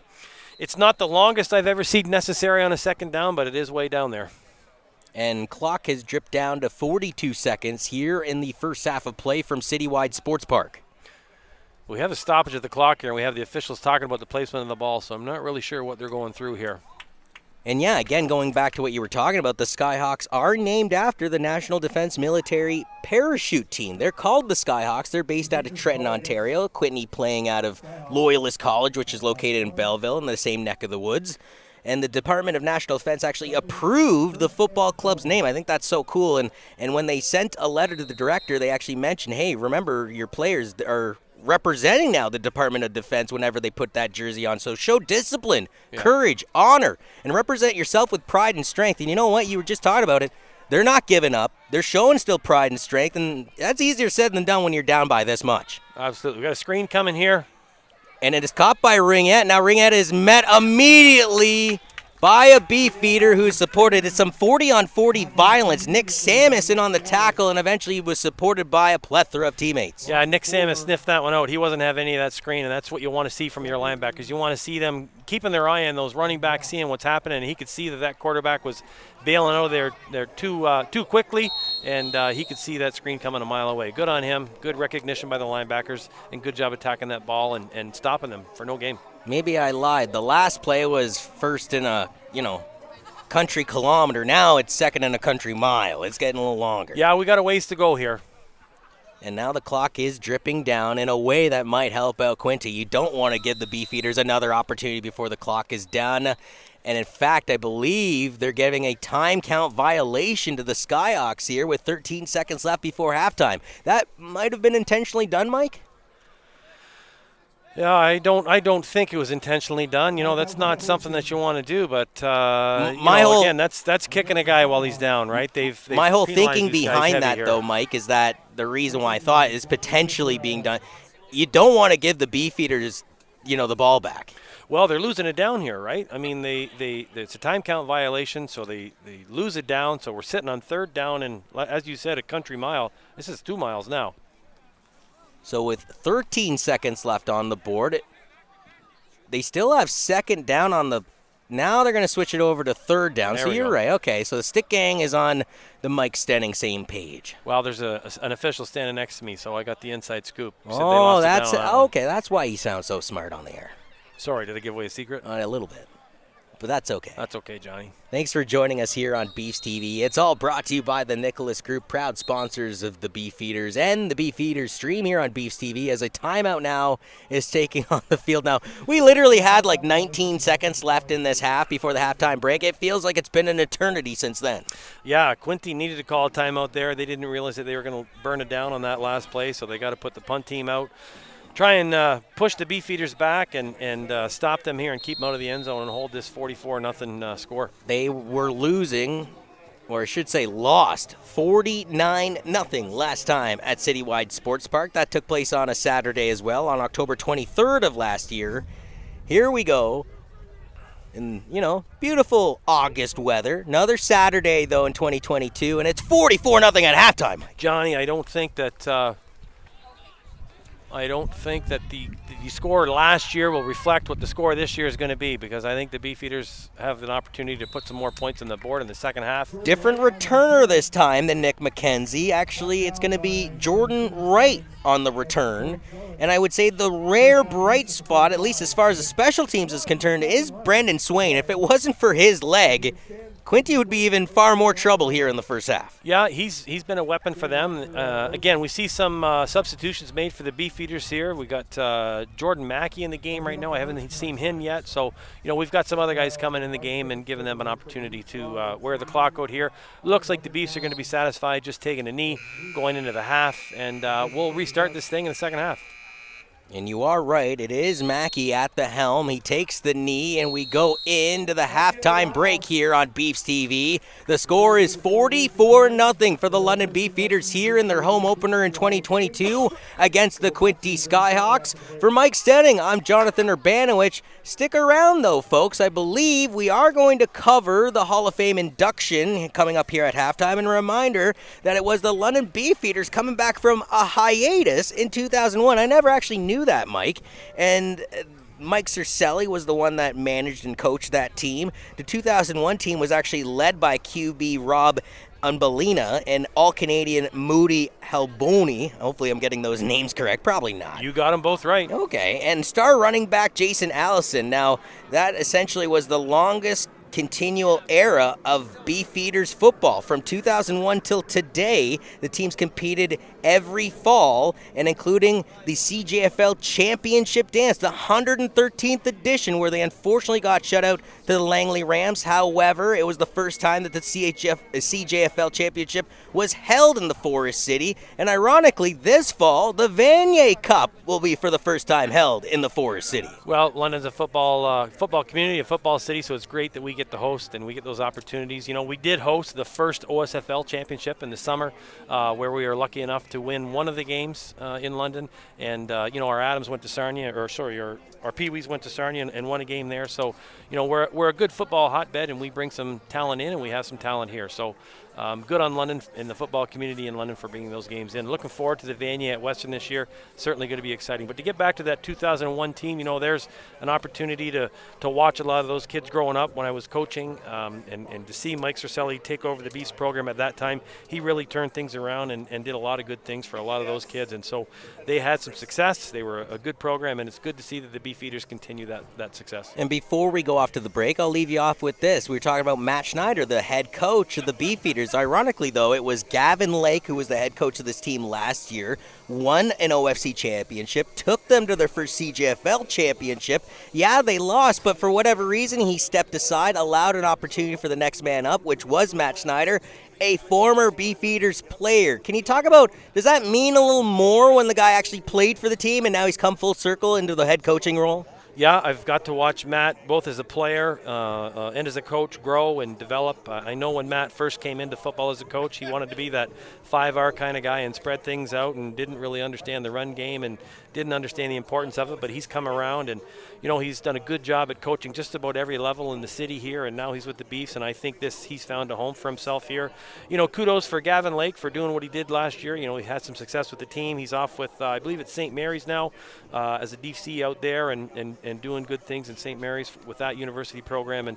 But for Matt Snyder to be a part of this organization, his family's here, his brother's at Queens, he's a football guy, and to come back and coach at a place where you got an opportunity to play and have some success, I know that this is something that he's really wanted to do for a long time. And it's just an opportunity for him as a head coach to kind of put his mark on the program, on the team, and have some success. So good for him, and congratulations to Matt for what he's doing, and the just the community that he's building here, and the competitiveness that he's had in his first camp with the Beefeaters. And I know seems like the kids are liking him and buying into his system and buying into what he does, and he's really buying into the kids. So he's a great coach for this organization and this program.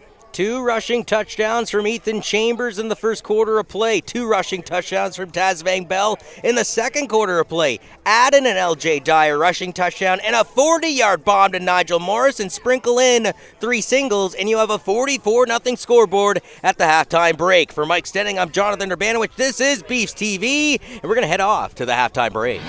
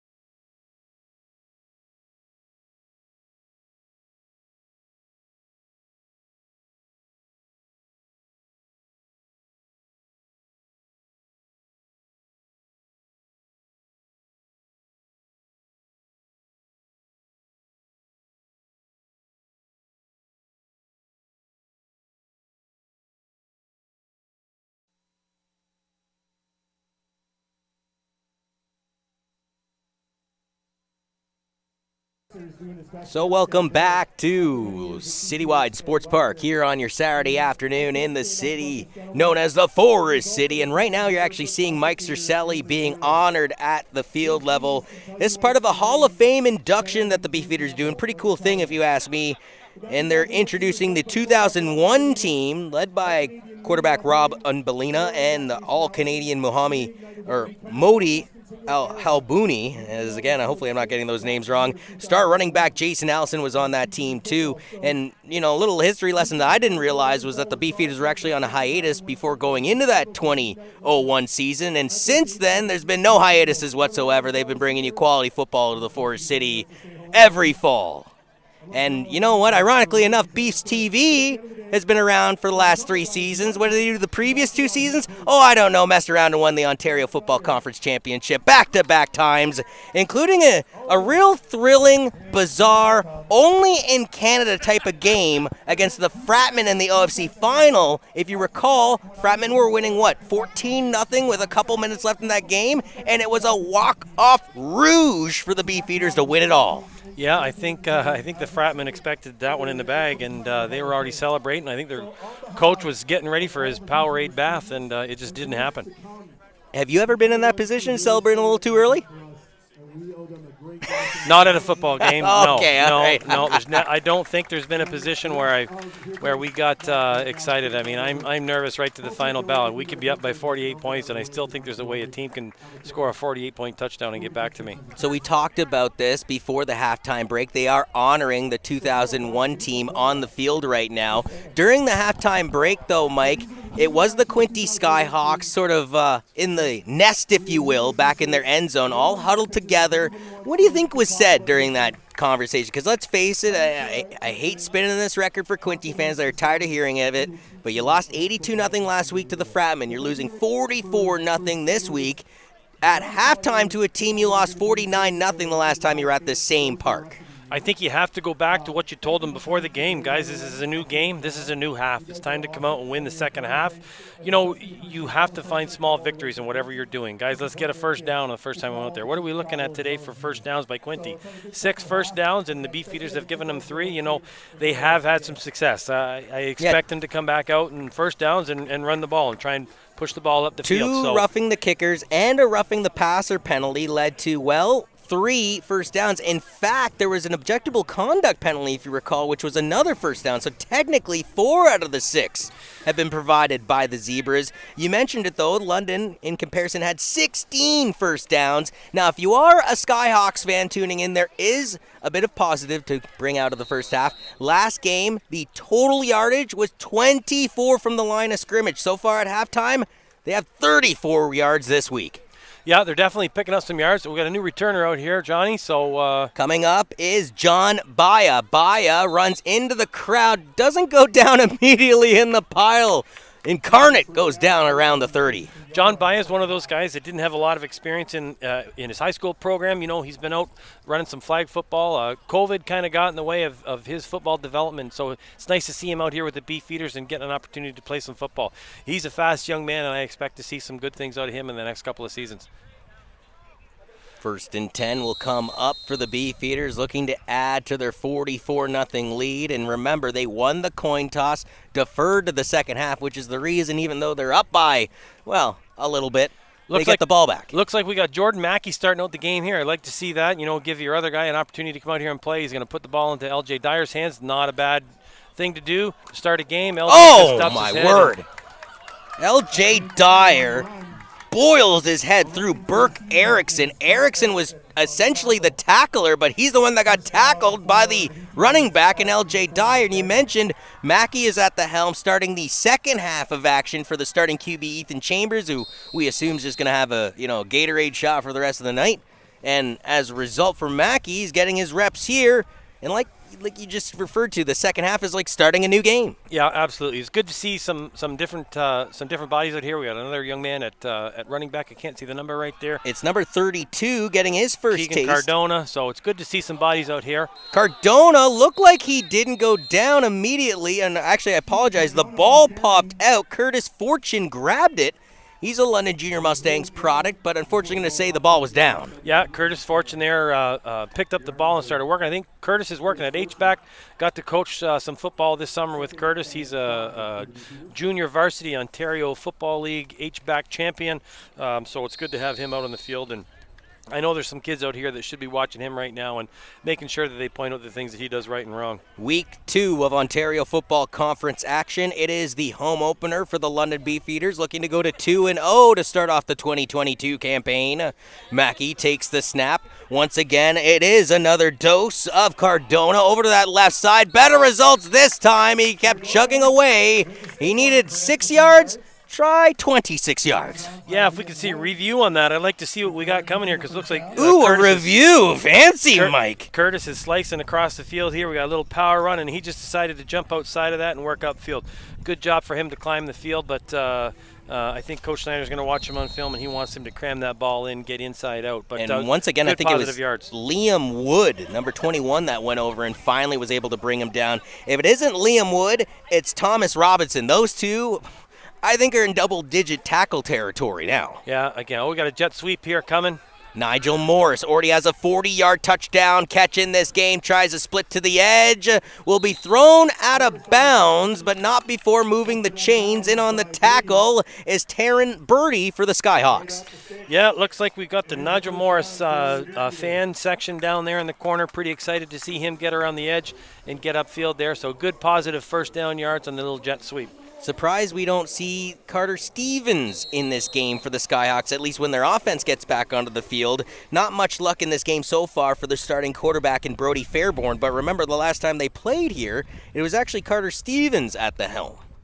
Yeah, it looks like we got some substitutions on the offensive line here, too, so both teams probably going to make some substitutions in the second half. Third dose of Cardona will give him minimal yards on this turn, but it still brings up second down with some positive yards. Yeah, it looks like we got 4 or 5 yards here, so it's a nice, you kind of open your playbook. When you're sitting at 2nd and 5, you know, there's a few more things you can do. You can run that little stick route, you can run some counter, some power action, lots of choices here. So Coach Snyder's playbook is wide open on 2nd and 5, and I know he likes these a lot better than the 2nd and 10. So good positive yards on first down. Let's see what happens. Just looking at the nose tackle, Liam Carnigal, he's pretty much been on the field all game long, along with Sam Darien and Mackenzie Dunford. You could see that defensive front starting to wear down a bit, as it is a pass completed to the near side. Sweeping it in is Curtis Fortune, and he's fortunate enough to get positive yards. Not fortunate enough, though, to get the first down. Yeah, he's a little short here. I see the sticks moving. I see both sticks moving, but I think it's third down. So yeah, we got 3rd and 1 here. The field goal team's going to come on the field and see what we can do. Curtis Fortune, you know, we saw that power pass earlier, get down to the 1. I think Curtis got a little excited and got out there just a little bit quick. That ball was a little behind him, and he had to catch that. He had to slow down to catch that. So Beefeaters being a little respectful here, if you ask me, because they were going for it on third downs in the first half. They're going to settle for the field goal here. Again, we talk about football being a gentleman's sport and an opportunity to help each other out, and we don't want to see the Quinte program He fold. hit a 21-yarder last game. This one is good, and it will be a 21-yarder again this week for A.J. Williamson. So we kind of jinxed him. He was 10 for 10 on the PATs, but finally had one punched away by Hay of the Skyhawks. He's still perfect in another kicking category, 2 for 2 on field goals, both blackjacks. So he is 100% in one of them, and that's big to have in your arsenal. So good for him. Looks like we stopped the edge. I didn't see number 92 out there rushing off the edge there, so we didn't have that big Dikembe Mutombo ham coming in and saying not in my house. Well, again, that was Hay of the Skyhawks, that was one of the bright spots so far in their game. I see Carter Stevens on the field right now, so they did make a change at quarterback here in Quinte, I believe. You're right. Hey, I think I should try out this coaching thing, Mike. I think you should, Johnny. I mean, you've made some good observations today, so give me one of those collegiate shirts. No, it is pump faking. Carter Stevens, though, ends up throwing this one off the carpet. There is a flag way back in Beef's territory at the 45. To me, that would indicate too many men. I'm going to count 13 white jerseys out there, so everybody was a little excited to get on the field, and they were so excited someone forgot to go off. So that's the difficult thing when you start to make those substitutions. I was just going to say, when you got so many different personnel changing up, you're going to get caught in those situations sometimes. Yeah, you would think when you're standing next to somebody in a position that you're supposed to be playing, one of you would think, I'm not supposed to be here, or you're not supposed to be here. But you play right field? Yeah. I play right field. Hey, wait a minute. So? Aren't we on the shift? Maybe they had the shift. Maybe they were over. Well, are you better than me? Well, I don't know you, so yes. Okay, so we're down to 12 on the field here. We got first down, Quinte, and let's see what happens. So Carter Stevens at the helm. Pump fakes, trying to go over to the near side, just over the intended target this time, and Jacob Hosford. Beefeaters were coming at him hard, and he didn't have an opportunity to set his feet and really deliver that ball where he wanted to put it. So Carter Stevens, in his last journey to Citywide Sports Park, went 10 of 27 passing for 87 yards, although he would throw 5 interceptions, Mike, part of the 7 interceptions thrown by the Quinte Skyhawks offense on the day. Yeah, again, I think the Beefeaters threw him in, forced him into a pass that he didn't want to make there, didn't have that opportunity, and that's one that I think he would want to have back. Now, what's one thing that the Beefeaters defense has? They don't have an interception. They don't have interception. 7 against this team last time at Citywide Sports Park. We're all sitting at 2 returners. Remember, Johnny, they've been running the ball a lot though, so it's hard to intercept the ball when they're always putting it on the ground on first down. Nick McKenzie receives this one around the 38-yard line, breaks over to the near sidelines, trying to just shove him out of bounds. Great job to shut down the edge and allow him no real estate further was Jacoby Dillon. Yeah, that's a good job by him and not getting sucked in on that, and he stayed outside, set the edge. That return there, Nick McKenzie was able to draw a defender in, and he got outside of him, but, Jacob Dixon there, he was on the edge, and he said no. Sorry, Jacoby Dillon was on the edge there, and he says no, not around me. I know we're starting to see second and third guys on the depth chart for the Beefeaters, so maybe it's not a fair comparison, but there's some ballers on the Skyhawks defense here. Yeah, absolutely. There's some kids on Quinte that can play, and I don't think nobody's letting up, right? They want to play. They want to prove themselves. I mean, they got another game next week, so they got to get prepared for it. We got a counter here coming at us.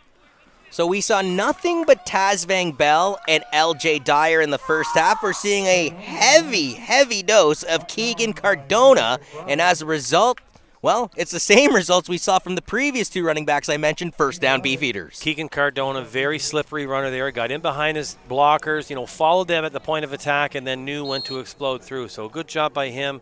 Again, Coach Snyder running the counter. So I didn't say power this time, but it's the same play, just pulling 2 different people. So they're coming into the boundary here, and he likes to run that. They call it Bronco, and he likes to run that and have some success with that play. So let's see what happens here. 1st and 10 after another first down, and it's another Cardona run. This time over to the left side. He'll be smothered down at the 50, just clipping him with Josh McBride. Yeah, again, that's that counter play it looks like. Watch the replay here. Yeah, a little counter, and then he decided he wasn't going to follow his blocking scheme, and that's what happens when you don't follow the blocks. And that's probably why he's not taking the number 1 reps from a guy like Taz or LJ, right? If he's not going to follow his blocks, it's going to be hard for him to get on the field on a consistent basis. So we want to follow those blocks, stay inside the blocks, run that play tight, run it inside out. Don't try and get outside. He's trying to do it all by himself, but he's got 12 guys out there that want to help him and want to see him successful. So let's follow those guys to the party. It's week 2 of Ontario Football Conference action. Hard to believe it's already week 5, though, of CJFL action. If you look at it from a national standpoint, the Okanagan Sun out west are already 3-0 going into this week's competition. As the Beefeaters tried to get the Skyhawks to bite, they do. In fact, it took the Zebras. They were the ones fanning on pulling the flags out of their pocket right away. Little freeze play there by the Beefeaters. It's a good call, so that puts them in a 2nd and 1 situation. So I think Coach Snyder likes that play. Old David Legg kind of went down at center there. I don't think he was touched too hard, but he really held his water there and said, I'm not going anywhere, and he went down, and Quinte was offside, so here we go. Saskatoon Hilltops at 2, St. Clair Fratman at 3, Regina Thunder at 4, and London Beefeaters at 5, all with a 1-0 record. Would you expect the Beefeaters on this run play, originally stuffed, then breaking through a hole to the near side's LJ Dyer? Great tackle by the Skyhawks. I like the sportsmanship shown after that one. Liam Wood in on Dyer, limits the damage. Yeah, we haven't heard Liam Wood's name called in a while, have we, Johnny? Oh, wait, yeah, every time that they're on the field, he is in on the tackle. So he is all over the field right there, and he has not given up. Assuming that the score is going to stay this point and the Beefeaters are going to pull away with the victory and go to 2-0 here in 2022, would you expect them to climb the power rankings in the CJFL? You know, it's a tough ranking system, right? We're trying to rank teams that don't play each other until the end of the year. So, you know, are they going to climb in the ranking system? Yeah, I think that's going to be set for a couple more weeks until we can see some results in the OFC and just see what happens in our area. Shockingly, no Langley Rams in the top 10. That's your defending CJFL champions. Remember, they beat your London Beefeaters 37-0 in the Forest City last year in the 113th edition. Got a little shield punt formation here, tight. We're going to see all these guys work across the face and make sure that they hold up the block. Quinte's coming. They want to get a block here. They put good pressure on the punter. The ball got away. A rare punt from A.J. Williamson in this game. On the return is Matt McDonald. Made a nice move. A little bit of a late hit, if you ask me, on that play by Kyle Shea. There are multiple flags on the play, and now there's some pushing and shoving as Jacoby Dillon had his helmet ripped off. Yeah, I think that's just somebody that put his helmet where it didn't belong. It was less of a block and more of a tackle. And we just got some jawing after the play, and, you know, that's unnecessary at this point. But, again, you know, some frustrations are coming out here, and we'll see what that flag is. I don't know if it was a no-yards penalty or an illegal block of some type by Quinte, but, you know, we don't want to see that stuff. Let's just play football here, guys. Quinte's having some success. Let's see what we can do. Keep running the ball. First down, Johnny, so what do you think? We're going to see run here? And see what they can do against the Beast. I know it's an apples to bananas, peaches to pears comparison, but I lost a baseball game by 8 runs last night, and I'm still fuming over it. I couldn't imagine losing 47-0 here today, especially after coming off of an 82-0 loss last week. Yeah, you know, sometimes we wonder what motivates us as athletes. Is it that we like to win or that we hate to lose, right? And I think whoa, you're blowing my mind, bro. In this situation, you wonder what Quinte's thinking here. You know, do you want to win or do you just not want to lose right now? So what are you playing for? High snap settled down by Carter Stevens. Going to hand this one off. They try and go right up the gut. On the carry this time is Marcus Asimus. Little slice action in the backfield there, trying to draw the linebackers away from the Beefeaters, and, you know, they just run it up the middle again, as they've done. But, gained a half yard on the play. Yeah, not much gain there, so, you know, we're in a position here where, you know, what do we do? Do we try and throw the ball here and then give up 2, or do we let our punter punt? And going back to what I was saying about Carter Stevens, he threw 5 interceptions the last time he was on this field, but his team threw 7 interceptions in that 49-0 loss. They haven't thrown an interception here today, though. Maybe they're hanging their hat on that. We see an isolation of the boundary here, but he throws, wide open in the middle of the field, and it looks like we got a first down by Quinte here. So good read by the quarterback. You know, he took his eyes into that position late and got a completion and a first down. I can't see the number there, Matt McDonald, he's been the heavily favored target for it doesn't matter what quarterback's at the helm for the Skyhawks. We saw the starting quarterback, Brady Fairbairn, target him early in the first quarter, and we see him getting some damage done. Like you said, the first down. This is a team that at the halftime break only had 6 first downs, I beg your pardon, and a multitude of them were provided by the officials off of penalty yards. Well, I like to see what's happening right now with Quinte. You know, their offensive line is charging to the field. A high snap goes over everybody. Trying to recover this play, though, making something out of nothing was Marcus Asimus, and to be honest with you, yes, he loses yards there. That could have been way worse if it wasn't for the efforts of 17 in black. Could have been a lot worse there, absolutely, you know, and he stayed with the play and he tried to make something happen. Again, that's obviously not what they had planned and not what they wanted to do. They did want to run the ball, but not like that. So the Beefeaters were having none of that. They were in full blitz mode, and they had 6 coming downhill, and they were going to stop that no matter what. So let's see what Quinte's got for a 2nd and 20 or a 2nd and 18 here. 4:40 remains in the third quarter of play. Remember, it was a 44-0 score at the halftime break, so only a 3-0 scoreboard on the third quarter. Carter Stevens on a bit of a delayed halfback screen threw it behind the intended target, and Marcus Asimus. So we sort of see, you know, both teams completely changing up their repertoire as far as personnel on the field and getting a variety of results. Yeah, you know, the screen call, it's one that you kind of expect in this situation where they're hoping they're catching the Beefeaters running up the field, and they just tuck it underneath there. But, it almost worked. He didn't keep backing up and try and throw it over the line. He tried to sidearm it and throw it in, and it was behind the halfback, and there was just no way that ball was going to be completed. They do have a singular coverage to the boundary, and they haven't taken an opportunity to go down to the boundary and take a shot with one of their number 2 receiver there. I believe it's Jack Kelly. I'd like to see them take an opportunity and try and work down the sideline and see if they can complete a pass in that sense. So looks like they're going to want their punter to punt away here. They trust him. They're calling out their protection scheme here, and Brendan Swain tricks you. So if we think he's going to go left, he'll go right. If we think he's going to go right, he'll go left. So we thought he was going to take a safety earlier in the game. They said, no, we'll trust our defense. But down 47-0 with 4:02 remaining in the third quarter, they do elect to take the safety and now go down 49-0. Yeah, so in the first half, they decided not to play the field position game, and in the second half, it looks like, hey, we're going to play the field position game. So, again, always keep them guessing. You want to do that as a coach, keep everybody guessing, so he's got me guessing right now. That is true. He's keeping us off balance. Unfortunately, his team's somewhat off balance, down 49-0. As I said, I still like what they're doing out there. They're still being aggressive. They're still attacking, and they're still trying to do what they do. I like the strategy here in the third quarter because you consider the fact that they were down 14-0 after the first quarter of play, 44-0 at the halftime break. They've only given up 5 points here in the third quarter. They just need to get some offense going. Absolutely. The Beefeaters have made some change here, and we've got a fresh running back and fresh legs in there, and yeah, Mackey is still at the helm, and they're going back to Cardona, and number 32 refusing to go down on this last play. Will pick up about, 6 or 7 yards. Yeah, Keegan's trying to do it on his own out there, and you like to see that out of a running back. He doesn't get a lot of reps, and he's out there, and he's making his reps count. So he wants to show Coach Schneider what he can do and show that he's a viable option in there at running back at any given time. A.J. Williamson had to punt here in the second half, something he didn't have to do in the first half. I'm actually looking at the sidelines there, practicing his punting, so he almost feels like he's going to have to be ready for that situation. Yeah, Trying to get the Skyhawks to bite. They didn't nibble. Running that little Hank call, trying to get them to get offside, and they didn't. Mackey, handoff, Cardona to the right side, avoids one tackle, and a beautiful smothering from behind. It is number 66, Berkeley Banlovich.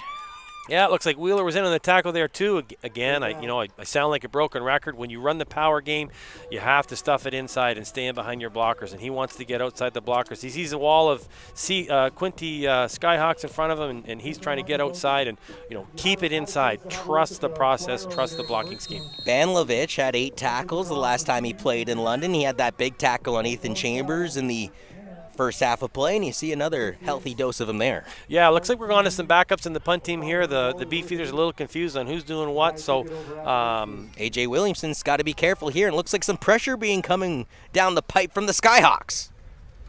Quinte in there hard, forcing him to punt. Ball's tailing off a little bit with the wind here. I didn't think 5 yards was given there. A nasty little late shot thrown in, too, by Cardona as the kick returner, and Mac McDonald had the ball. Yeah, Keegan Cardona, good special teams player. Not only does he play running back, he also plays special teams for the Beef, and he had a good job getting downfield. He had some help there with Joe. We have number 80 is Joe Brennan on the field, or on our roster, but I don't know if that was Joe Brennan that was downfield. It doesn't look like Joe wearing number 80 today, but if it is, good job by him. What do you want out of Carter Stevens on this drive? We saw him throw that dart in the last drive, and it was sort of in the middle of the field. Beefs weren't covering that territory. I want to see trips to the field. I want to see him take a shot here to the boundary, but they're not doing that. They're running 2-by-2, and it's first down, so we know what they like to do on first down. They like to run the ball. 2 swag to the line. They throw it back to their running back, who avoids one tackle, but as he gets thrown in the spin cycle for a second time, Marcus Asimis goes down to the turf. Yeah, so again, Quinte is being true to what they're doing, and that's keeping the ball on the ground in the first down, and sometimes it's working and sometimes it's not. But it's easier as a defense to tee off and say, okay, guys, here comes the run, so we're not too worried. We can go in man coverage, and we can send everybody, and and really put the pressure on the backfield there. So I'd like to see Quinte change it up a little bit. We got quads to the field here. Again, here's that opportunity to take a stab at the to the boundary. You got singular coverage there, so why not do that? But it looks like the quarterback's looking at the field here. 65 seconds left here in the third quarter. Stevens rolls out, ball's thrown to the near side. A chance for the interception, but just knocking it away that time. Matthew Stackhouse, who I believe did kicking duties last year. No? Matthew Stackhouse probably wants to put two hands of that ball and run it into the end zone and celebrate this evening. They did have a kicker named Stackhouse, but was it Matt Stackhouse last year that was the kicker? He's got DB listed here, so I don't know if it was that Stackhouse or a different Stackhouse. A reminder that the Beefeaters are back in action next week, but not on a Saturday. No. Sunday football. It's your favorite time of the week there, Mike. They're going to be taking on the GTA Grizzlies at Centennial Stadium. The London Beefeaters went 2-0 against the GTA Grizzlies last season. They're hoping to continue that trend in 2022. With 40 seconds left here in the quarter. That's a great punt again. Brendan Swain, I've lost count, but I believe that's 12-plus punts now in this game. Nick McKenzie back up to the Beefeaters 49, and that is where we assume the third quarterback on the depth chart today for Matt Schneider's London Beefeaters. Jordan Mackey will take over. Yeah, I think if we're picking an MVP today for Quinte right now, the punter's got to be leading the way because he's been getting them out of a little bit of trouble. Their coverage team's getting downfield and doing a decent job of limiting what the Beefeaters are getting in positive yards on return. So, good for them right now. But, again, we got to stop this offense. And how are we going to stop this offense? Defensively, I'll give a shout to Liam Wood and Thomas Robinson. They've been all over the tackles in the Skyhawks uniform.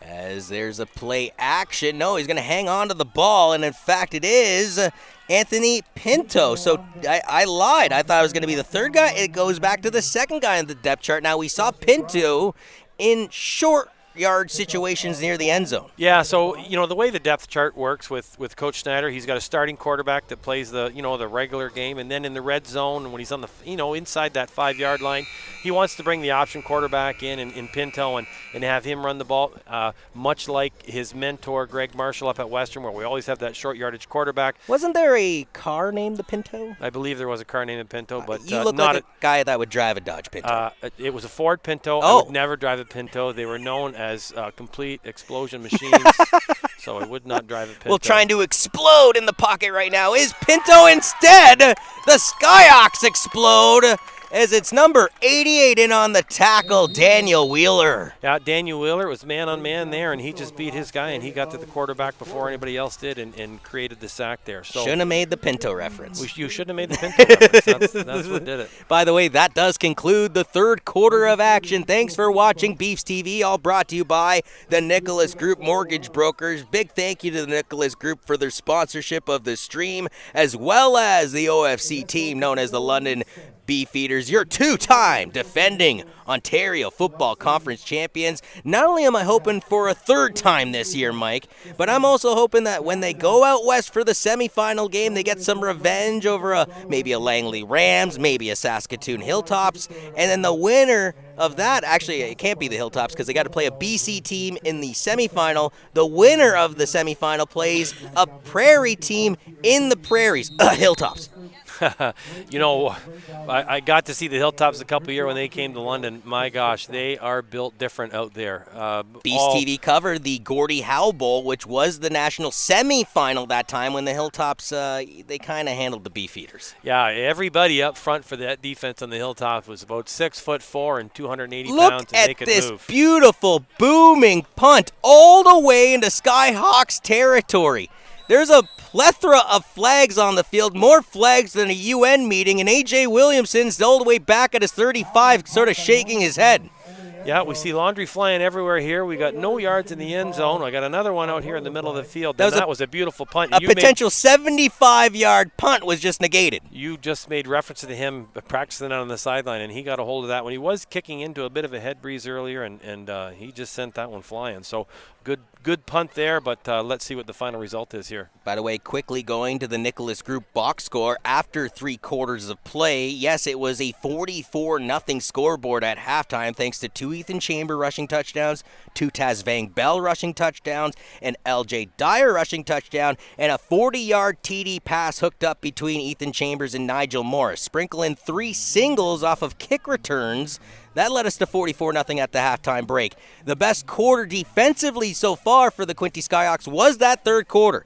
They only allowed A.J. Williamson to hit another 21-yard field goal. That's his second of the season. He's now 2 of 2. And then they conceded a safety on a punt with 4:02 remaining in the quarter, so they only gave up 5 points in that third quarter. Unfortunately, the goose egg still reads loudly as far as their offense is concerned after being shut out 82-0 last week. They got one more quarter of play, 14 minutes and 31 seconds to be exact, Coach, to break the goose egg this week. Yeah, we want to see them have some success going into next week. I mean, hey, this is BEEFSTV. This isn't Skyhawks TV. I see. But, one thing you're going to learn about me, Mike, is I'm an underdog lover. So once the story starts getting a little too grotesque, I start rooting for the underdog no matter what. And trust me, during that game against the Hilltops a couple years ago and during the game last year against the Langley Rams, I was rooting for the Beefeaters late in that one. Hey, everybody wants to see an underdog do well, right? I mean, no one roots for them harder than I do. But at this point, I just want to see Quinte get a touchdown. I think that would be so huge for them collectively as a team heading back to the Belleville area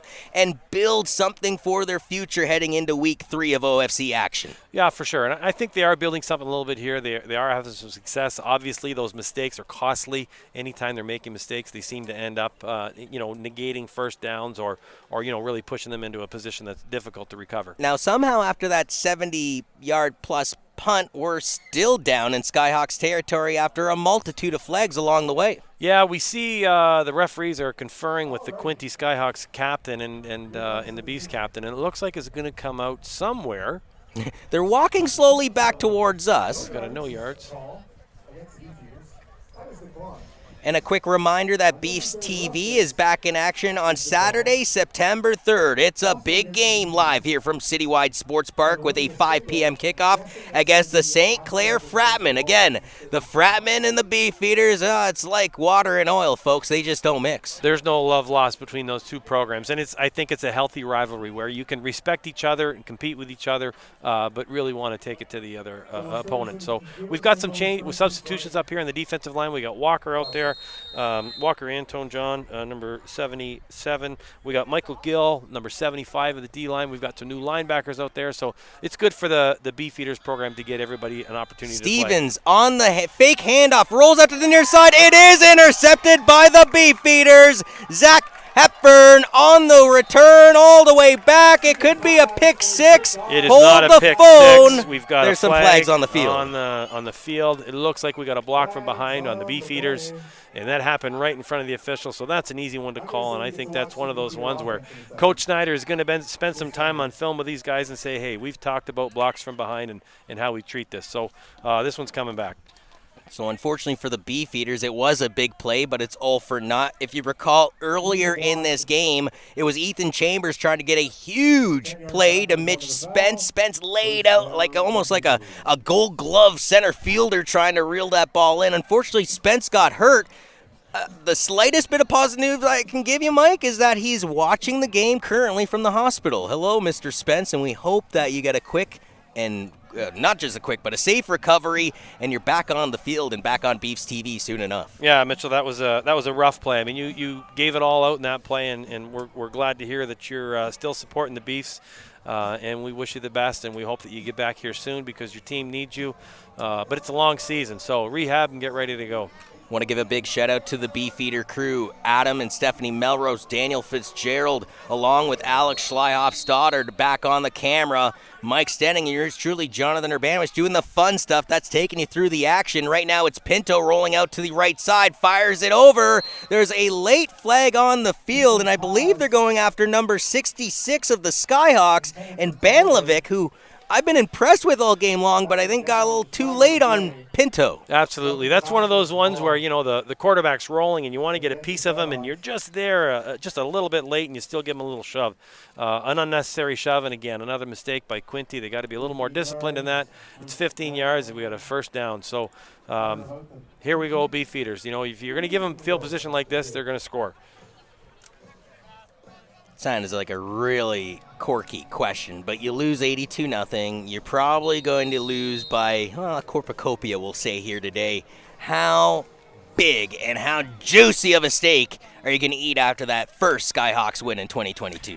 You know what? It's going to be like you're winning the Super Bowl. I mean, every victory that you have at this point is just going to, oh my gosh. Pinto hangs on to it, and it was the previous culprit in Bandelvik this time going, okay, I'll take care of this legally then. Yeah, he did it the right way this time, and I think Pinto was doing a good job of setting up the block and working inside, and then he jumped outside. Bit of a size mismatch there. Well, yeah, but he should have stayed inside. Like go with what's open there. I mean, it was open, and he's trying to create things, and that's the one thing. It's good for these guys to get field time because you get better with experience. So we want to get them some experience here and see what it's like in real live action. Number 53, Thomas Karen, who's listed at right guard, is actually at center right now for Pinto. Fakes the handoff to L.J. Dyer, tries to find a receiver on the far side. He does reel this one in. That's Sam Bruckler. Sam Bruckler on the pass. I believe that's another one of those power passes where they're sneaking the fullback out into the flats. Absolutely, you know, he runs in the flats. He just gets in behind the corner. I don't know what the corner was working there for coverage, but he came upfield and just vacated his zone. So that was an easy completion for the Beefs. And we're sitting here. I believe we're second down. Looks like we're third down. Yeah, it was an interesting choice by the chain gang. They were sort of a play or two behind. It'll allow A.J. Williamson to now go out and attempt his second field goal of the game. This one from the right hash, 15-yarder, is set and held and good. So he's 2 for 2 today from field goals. He's now 3 for 3 on the season. A.J. Williamson has pushed his team past the 50-point plateau. It's a 52-0 scoreboard. 100% on field goals, and what is he, 98.7 on extra points. So well, I'll give you that on the math side. I'm close. Having some success out there, nice to see. Quinte's going to elect to start with their offense and see what they can do offensively. Again, I keep asking for it. If anybody from Quinte has a contact for their coaches, please say run quads to the boundary and isolate to the quads to the field and isolate that boundary receiver and see if you can make a completion here. So 2 21-yard field goals and a 15-yarder so far in 2022 for A.J. Williamson. He's had some impressive punts and even more impressive kickoffs when you consider 3 of his kickoffs weren't even returned. It added more points on the board with 3 singles. Beefs with the 4-man up front. Walker leading the way at nose guard. Let's see, he does a good job of holding his ground. Looks like the Beefs lined up offside. Flag on the play as a result. Icy whites all over that Quinte running back, and they stopped the play. But we got a flag, and I think that's going to be lined up in the neutral zone. Infraction on the Beefeaters. Yeah. Nate Ticehurst back in from the running back position as Carter Stevens remains the quarterback after the starter in Brody Fairbairn has been pulled, I would say, midway through the third quarter of play. And again, last time the Quinte Skyhawks flew into town and lost here at the same field 49-0, it was Carter Stevens at the helm. Unfortunately, that day, he did throw 5 interceptions. The Skyhawks offense threw 7 in the game. This one is a fumbled snap, actually picked up by the running back. And again, if it wasn't for Ticehurst being at the right place at the right time, the Beefeaters possibly take that one back to the house.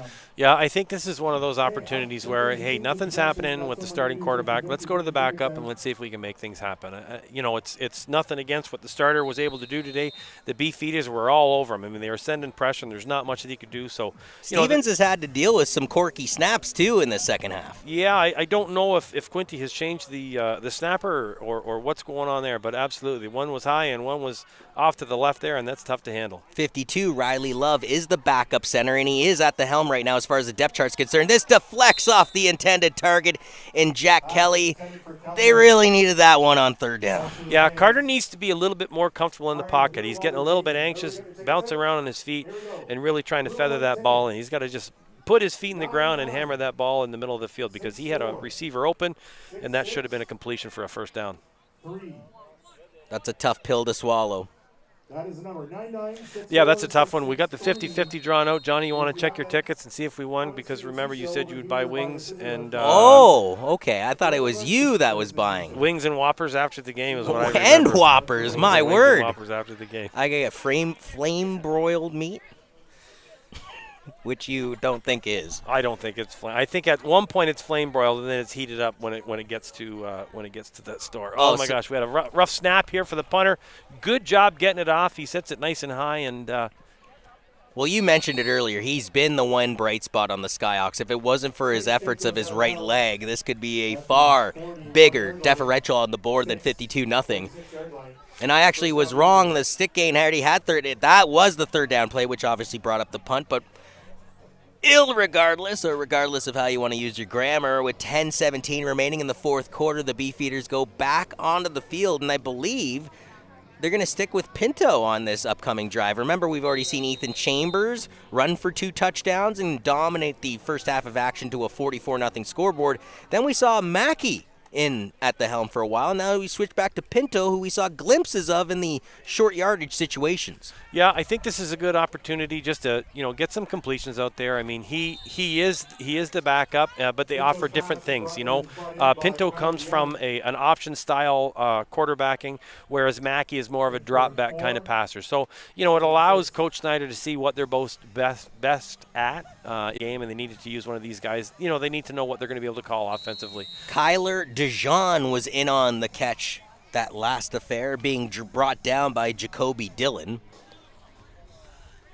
So second and we'll say 6 coming up now for the Beefeaters right in front of our broadcast booth. Trips into the boundary here. Formation, we got a pod, so I think we're going to run into the boundary here. There's that little Bronco run. LJ running in nice and tight, getting close to first down yardage. Looks like he's going to be third in about 2 or 3. Yeah, denying the first down was the linebacker in Jacob Walters in the Skyhawks black uniform. It's a good job by LJ of staying in nice and tight and trying to cram that in there and going for it here on third down, I think, is the Beefeaters. Yeah, it looks like they're bringing in a package where they're going to go for it. And again, I don't know, Mike. This is where I say you punt. I don't think you're rubbing it into anybody's face, because really we're challenging Quinte and we're saying, make a stop because we're going to give you the ball back here in good field position. All you need to do is make a stop. I mean, they're not even paying attention. And now a to what's happening in front of Skyhawk them. really late trying to get off the field. All they have to do is snap the ball and they're going to get the first down yardage.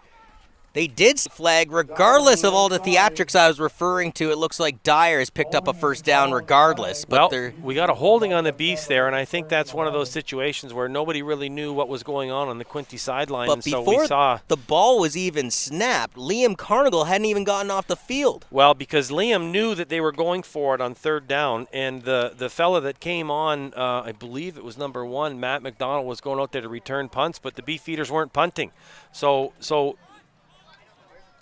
So the lineman that went running off knew he should have been on the field. I believe it was Sam Darren. And they lose 10 yards on that penalty. So the Beefs lose 10 yards because they were holding. So although a first down, it was holding. So Quinte kind of dodges a bullet there, and they force the Beefs into a punt situation. So far in the fourth quarter, A.J. Williamson has added to the lead to make it 52-0 thanks to a 15-yard field goal. Since the halftime break, the Beefeaters have beaten the Quinte Skyhawks so far in this game by a score of 8-0. It was 44-0 at the halftime.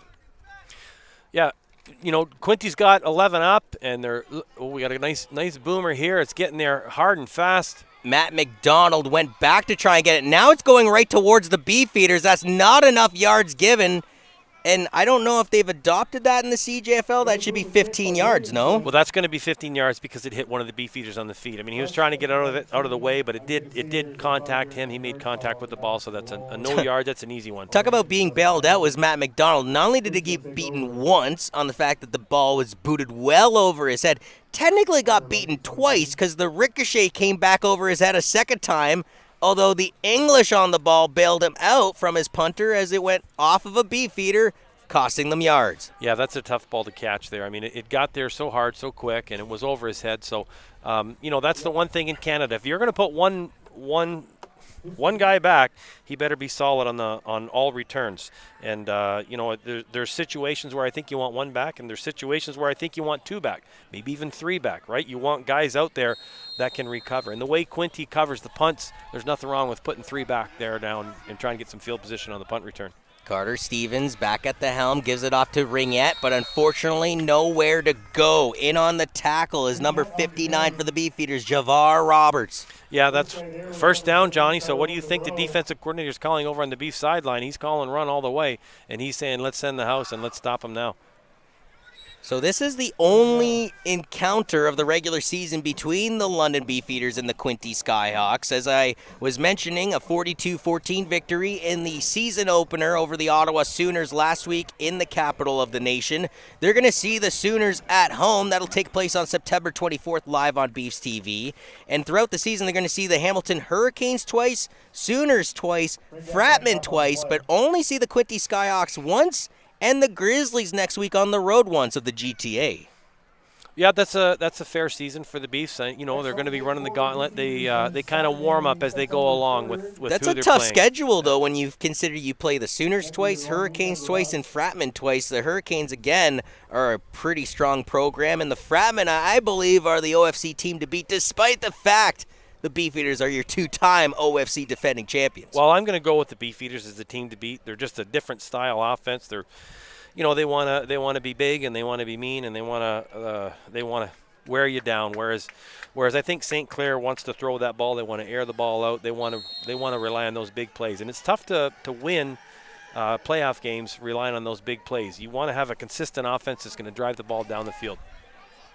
So here we go with Carter Stevens on this second and long play. Here's that isolation to the boundary that I say is they should take an opportunity. Flag on the play. Stevens throws it over to the far side. Mac McDonald catches it, avoids one tackle, and then scoots out of bounds. No, in fact, he's smothered out of bounds in front of the Beefeaters bench. I think we're going to have a neutral zone infraction here, and we're going to have third and about 2 yards. He's definitely short of the first down marker, but let's see what the flag is. You want to talk about a tough schedule to start the season? How about the Quinte Skyhawks? They took on the St. Clair Fratman last week. They take on the Beefeaters this week. Don't tell me they have Hamilton next week. They take on the St. Clair Fratman at Loyalist College next week on August 28th at 2 p.m., and then they take on the Hamilton Hurricanes at Loyalist College. Yeah, that's a tough one to start, and I think, you know, they probably knew they were running the gauntlet to get going, so they want to keep their guys healthy, and yeah, that's going to be a tough one to pick their guys up for next week after these 2 weeks of football. But, again, you know, football's a tough game, and when you're building a program, someone's got to do it. So you got to get after them. You got to get back next week. You got to stay on track and stay focused. And it looks like they have the guys that are committed to do that. You know, the kids seem to be still working out there. No one's given up. Their offensive line is staying after it. They're trying to make things happen.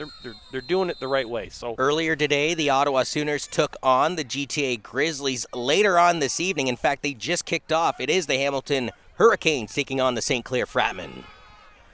Carter Stevens fires a dart. Incomplete. Intended target on the play was Colin Kirkpatrick, and there's a late flag. We've got a late flag. I mean, that was simultaneous contact, it looked like, on the receiver there, but we're going to get a pass interference called on the Beefeaters here, I believe. It looks like there was a hand in there just a little bit early, and he's going to get caught on that. So we could see a first down coming up for Quinte. How big are these reps for Matt Snyder, knowing that he is getting a lot of his bench involved in this game? And like you mentioned, the football season's long. Things can happen. Starters can get banged up and injured. It's more important to have those backups having reps underneath their feet. Yeah, that's the interesting thing about the OFC. And most other leagues across the province in amateur football, they have a running rule where once the score gets to 35-point differential, they start to run the clock. And the nice thing about the OFC is they run full games, and everybody gets to play full games. So it's a good opportunity for guys to play and get an opportunity to get those game reps. So, although I will say this, in the OSFL Varsity Championship, we saw the score go to 35-0, and then finally the opposition in London finally woke up. But by then, the clock was their biggest enemy, just dripping away. Yeah, that's one of those things where, you know, once you get to 35 points, it's very easy for a team to kind of pull the pedal off the gas and let another team into it. But 35 points, you're well ahead of a team if you've got 35 points. Another dose of the run through Nate Ticehurst brings up second, and we'll say 5. Yeah, we got a first down run there. Surprising by Quinte. They haven't seen them do that all day. Oh, wait. The opposite of that. Well, that's pretty much been their bread and butter here on your Saturday afternoon is run the ball first. But again, I know you said the past is the past, but the last time they were here, 7 interceptions thrown by their quarterback. Only one today, so let's keep that ball in the air and let's get some success there. Stevens goes to the ground again, and once again, it's a dose of Ticehurst. Ticehurst successfully goes to the far side. They're going to say he's 2 yards shy, though. 3rd and 2 coming up. I think this is one of those ones, you've got your punter. He's doing well, but let's go for it here. Let's try and get some positive yards. We got a long 2 here. It looks like a 3 yards to go, 3rd and 3, and it looks like they're going to leave the offense out there and challenge them and say, let's get after it. So, we're going to expect a run here, and we're going to expect the Beefs to stack the box and try and go after them here and challenge themselves as well. We really haven't seen any Skyhawks quarterback, whether it's Fairborn or Carter Stevens, roll out and potentially do what Ethan Chambers did twice early in this game. No, and we got the rough snap there. Stevens trying to do it himself, and you know what? Like I said, maybe I should try this coaching thing out. Yeah, I think you should. He got the first down there on a rough snap. Again, he maybe that wasn't the design, but Stevens hangs onto the ball, something I would requested, and he gets the first down as a result. Johnny, you know what you're doing out here, buddy. You've watched enough football to know what's coming next and what to offer. As Ron Forwerda would say, the broken clock still gets it twice in a day. Yeah, it is right, twice in a day. Does that work for a digital clock too? I don't know. Yeah. Trust me, some guys on my baseball team have the hands of a digital clock. As we see actually a Skyhawk walk by us on this side of the field, which is rare in Josh McBride. I hope he's not hurt. Well, in a weird, wow, first down yardage again. This is a heat check? Ticehurst starting to get those rocket boosters underneath them. Again, this is what we want to see. We want to see them getting downhill and getting upfield, and they're having some success against the backups with the Beefeaters here. And again, another challenge for those guys, right? You want to get more playing time, you got to make stops when it's your opportunity out there on the field. So good for Coach Snyder for leaving these kids in and giving them the challenge out there to stop this Quinte offense. It's got a little bit of life. Just keeping an eye on McBride walking around the end zone to his team. I have a feeling that was Mother Nature. I do know that there's a food truck here, and he may have been ordering his poutine for later in the game. Yeah. There's Rosie's? I don't know what it's called. It's Rosie's. Rosie's, and there's some good-looking. I've heard nothing but good things. There's some good-looking poutine coming out of there. So it looks like we got a 5 or a 6 yard gain here by Quinte here. So we're bringing up a 2nd and 5, and we got a Beefeater down. I was going to say towels being thrown. Looks like going and picking up his own laundry that time was Jacob Hosford. Looks like Big Walker's going to take a break here. There's something happening there, so we got a new nose guard in. It's number 90 there. Dylan Thomas coming in to solidify the defense. 4:14 remaining in the fourth quarter, and it's being 7:21 local time. The lights spring on here at Citywide Sports Park. Yeah, sometimes they all come on and sometimes half of them come on, but it's good to have this facility out here and be able to play in the night, be able to play we got a little offside here. Beefeaters jump, Skyhawks make them pay. We get another dose of Ticehurst. However, they're probably going to get the first down before the run. So we had a late substitution there by Michael Gill. I think he was a little bit excited on the edge and jumped on the first down that he heard and got his hand in the cookie jar. Got a little offside, so we're going to have the first down here by Quinte. Are you critical, though, of the Beefeaters that put out 44 points unanswered in the first half with their starters compared to, let's say, their bench here in the second half, which has only produced 8 points so far? No, not at all, because, again, this is where those game reps come in. And in a week of practice, I mean, how often does your backup quarterback get reps? You're probably looking at a 10-to-1 ratio in terms of plays that they get to see in activity. They're only practicing twice a week. So, you really have to focus on your starters, and your backups really don't get a lot of time. So there's a timeout on the field, Mike, and I get a little kick out of this. The Skyhawks, let's face it, have been dragged into bloody water here with a 52-0 scoreboard and 4:04 remaining. They got to be tired. They got to be banged up. Well, during the timeout, their entire team was looking at their bench like, water. Yeah. Water. Well, this is the longest. And eventually the trainer ran out there, but you would think the trainer would have been guns a-blazing, ready to go. Well, this is their longest sustained drive of the evening, and so, they just want a little refuel and recharge. I think the Beefeaters wanted to bring their guys over there and just kind of give them a little bit of a challenge and, kick in the pants to say, hey, let's wake up and let's shut these guys down here. Something I'm noticing, Matt Schneider did not continue this year. Yeah, you know what? As I said before, I think Coach Coach Snyder's trying to make his own mark on this team, and I'm not sure the Hawaiian shirts are one of his choices. He doesn't look good in them. That's all you had to say. Coach Snyder looks good in anything. Nice completion here. You should probably make it clear that you guys are buddies as Josh Beal receives this Carter Stevens throw. And if you're a Skyhawks fan, you're going, well, where's that been all game? Well, it's not like they haven't attempted it, but again, you're playing against some Beefeaters out there that have a little less game experience, and they're just they're trying to put things together. For the first time all afternoon, potentially in the season, Mike, the Quinte Skyhawks offense finds themselves in the red zone. We're in the red zone here, and it's first down here, so I think we're going to see the ball on the ground. Carter Stevens, and the ball comes loose. Thankfully, the oval plink goes right back into Tyser's hands as he was falling down. That could have been dramatic. Made mention of that a little bit earlier, how important that quarterback running back mesh is, and that quarterback just turned and stuffed the ball. He didn't look it in. He didn't watch that ball and set it into the running back's stomach and let him clamp down on that ball. If you don't get the 12 yards on this next play, are you debating keeping your offense on the field, or do you send your kicker to finally break the goose egg off the board? Not just in this game. It'd be your first points of 2022. I send the kicker out there and I say, let's get some points.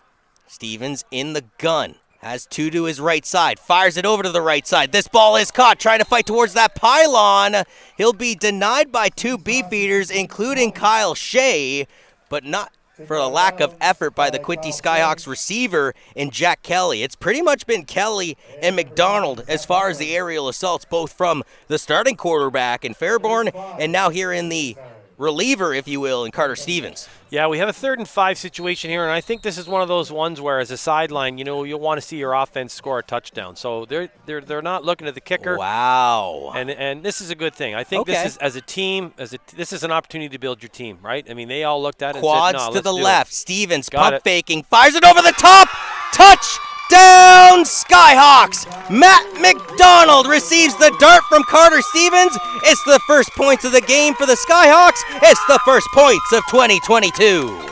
Yeah, as expected. I mean, the Quinte loyal here are excited, and the Skyhawks out on the field were celebrating that touchdown. And so, I always say to the kids, let's celebrate the touchdown like we've done it before. But this is the first one of the season for them, so I think it's okay to get a little bit excited. So taking a look at it here on the replay, what a ball. Threw it over one defender and through the wickets of Aiden Matthew, the defensive back.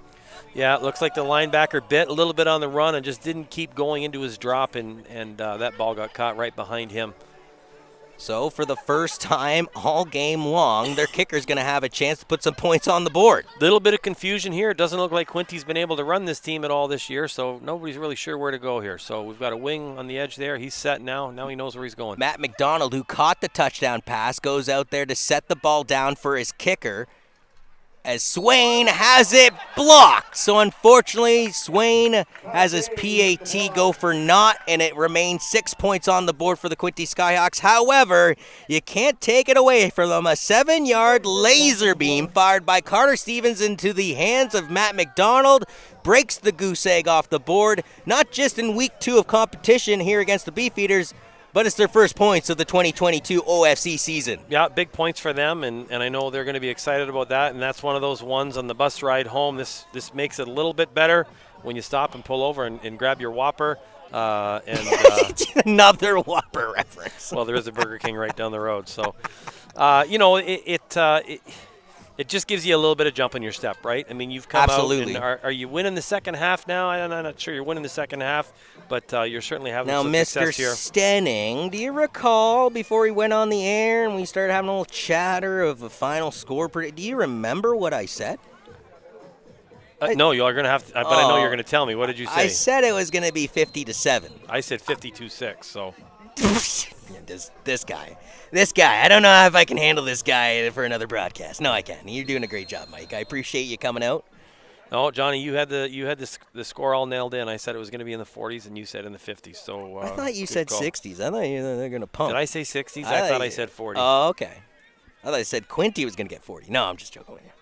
As here's the return, a healthy one at that. This play just keeps going and going and going, and like the Energizer Bunny. Good return by Johnny Baya. Again, an opportunity to get out there and show the coaches what he can do. He's got a good return there. He got 30-plus yards on the return. So good job for Johnny. He's got a lot of speed to burn, and it'd be nice to find him a spot out here where he can help the team. 2:40 remains in this game on your Saturday afternoon turned evening. Thanks for joining us here on BEEFSTV. It looks like the London Beefeaters are going to go off to a 2-0 record, where the Quinte Skyhawks are going to drop to 0-2. And again, this is week 5 of CJFL action, just week 2, I apologize, of OFC action. We got a new quarterback out there. I can't see the number yet. Number 9. So Damon Barrow finally getting into some action. Damon Barrow, former Laurier Rams city champion. And yet he hands it off to Cardona, who's been getting a heavy dose of the ground attack here in the fourth quarter of play. There's nothing wrong with making a quarterback comfortable when he gets in the game. Let him hand it off a couple of times, then let him throw. Damon Barrow is a very good athlete, so I could see him running the ball. I could see him handing it off, and nothing wrong with putting that ball in the air. But at this point in the game, I think passing the ball too much against Quinte might be rubbing in their face a little bit. So I expect the ball to stay on the ground here, and maybe we'll see Damon get a little pull here and get around the edge and get some positive yards downfield. So again, a reminder, Beefeaters are back in action next weekend on a Sunday afternoon affair at Centennial Stadium against the GTA Grizzlies.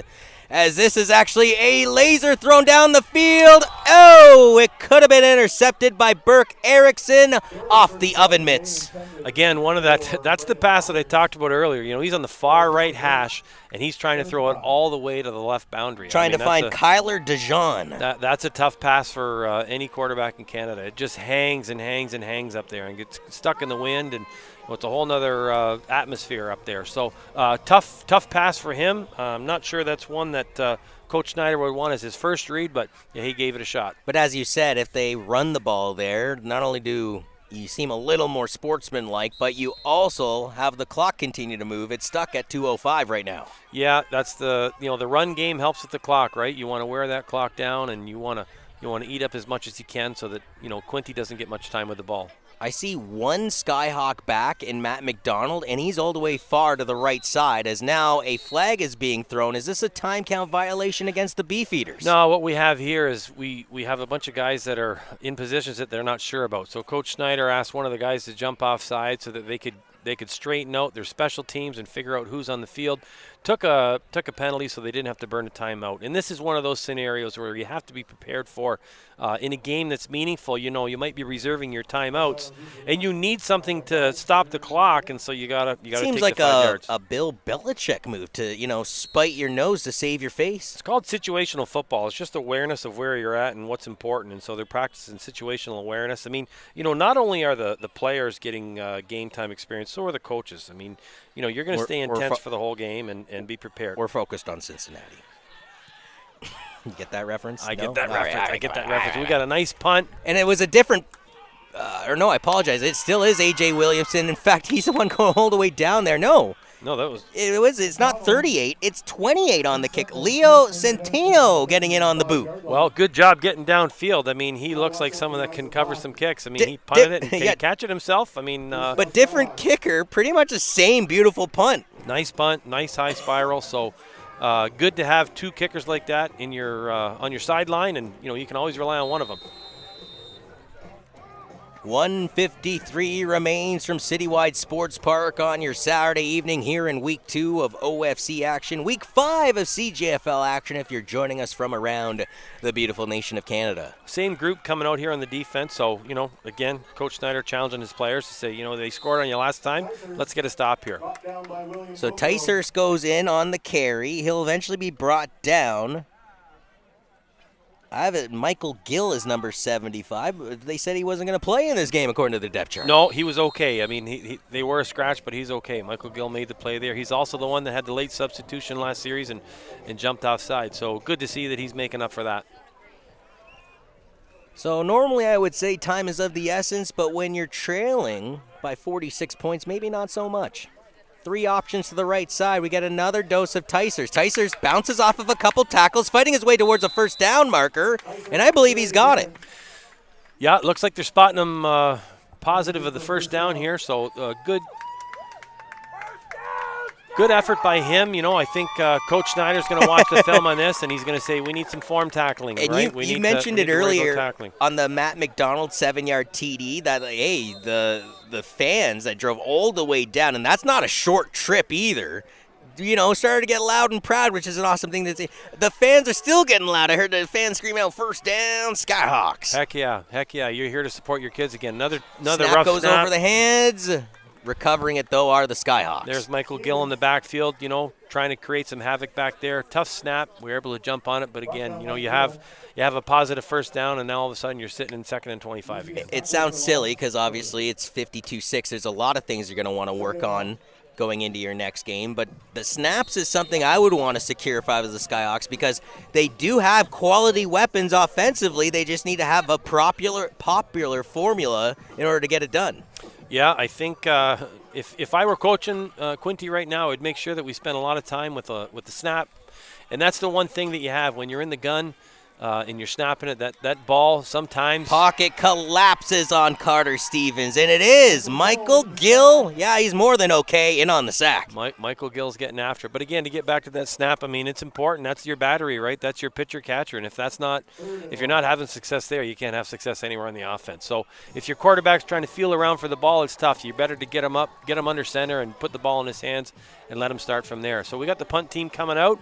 Let's see what happens now. Big thank you to the Nicholas Group Mortgage Brokers for sponsoring BEEFSTV, these streams, as well as London Beefeaters football, your 2-time defending OFC champions, who again are on the road next week against the GTA Grizzlies in their lone meeting of the 2022 OFC campaign. But then we're back on BEEFSTV Saturday, September 3rd, a 5 p.m. kickoff here at Citywide Sports Park, and that's going to be a big battle. The marquee matchup of the OFC, if you ask me, between the Beefeaters and the St. Clair Fratmen, a rematch of the championship between the two titans of the Ontario Football Conference. Yeah, I think Coach Snyder's had that one circled in his planner since they got the schedule for the season.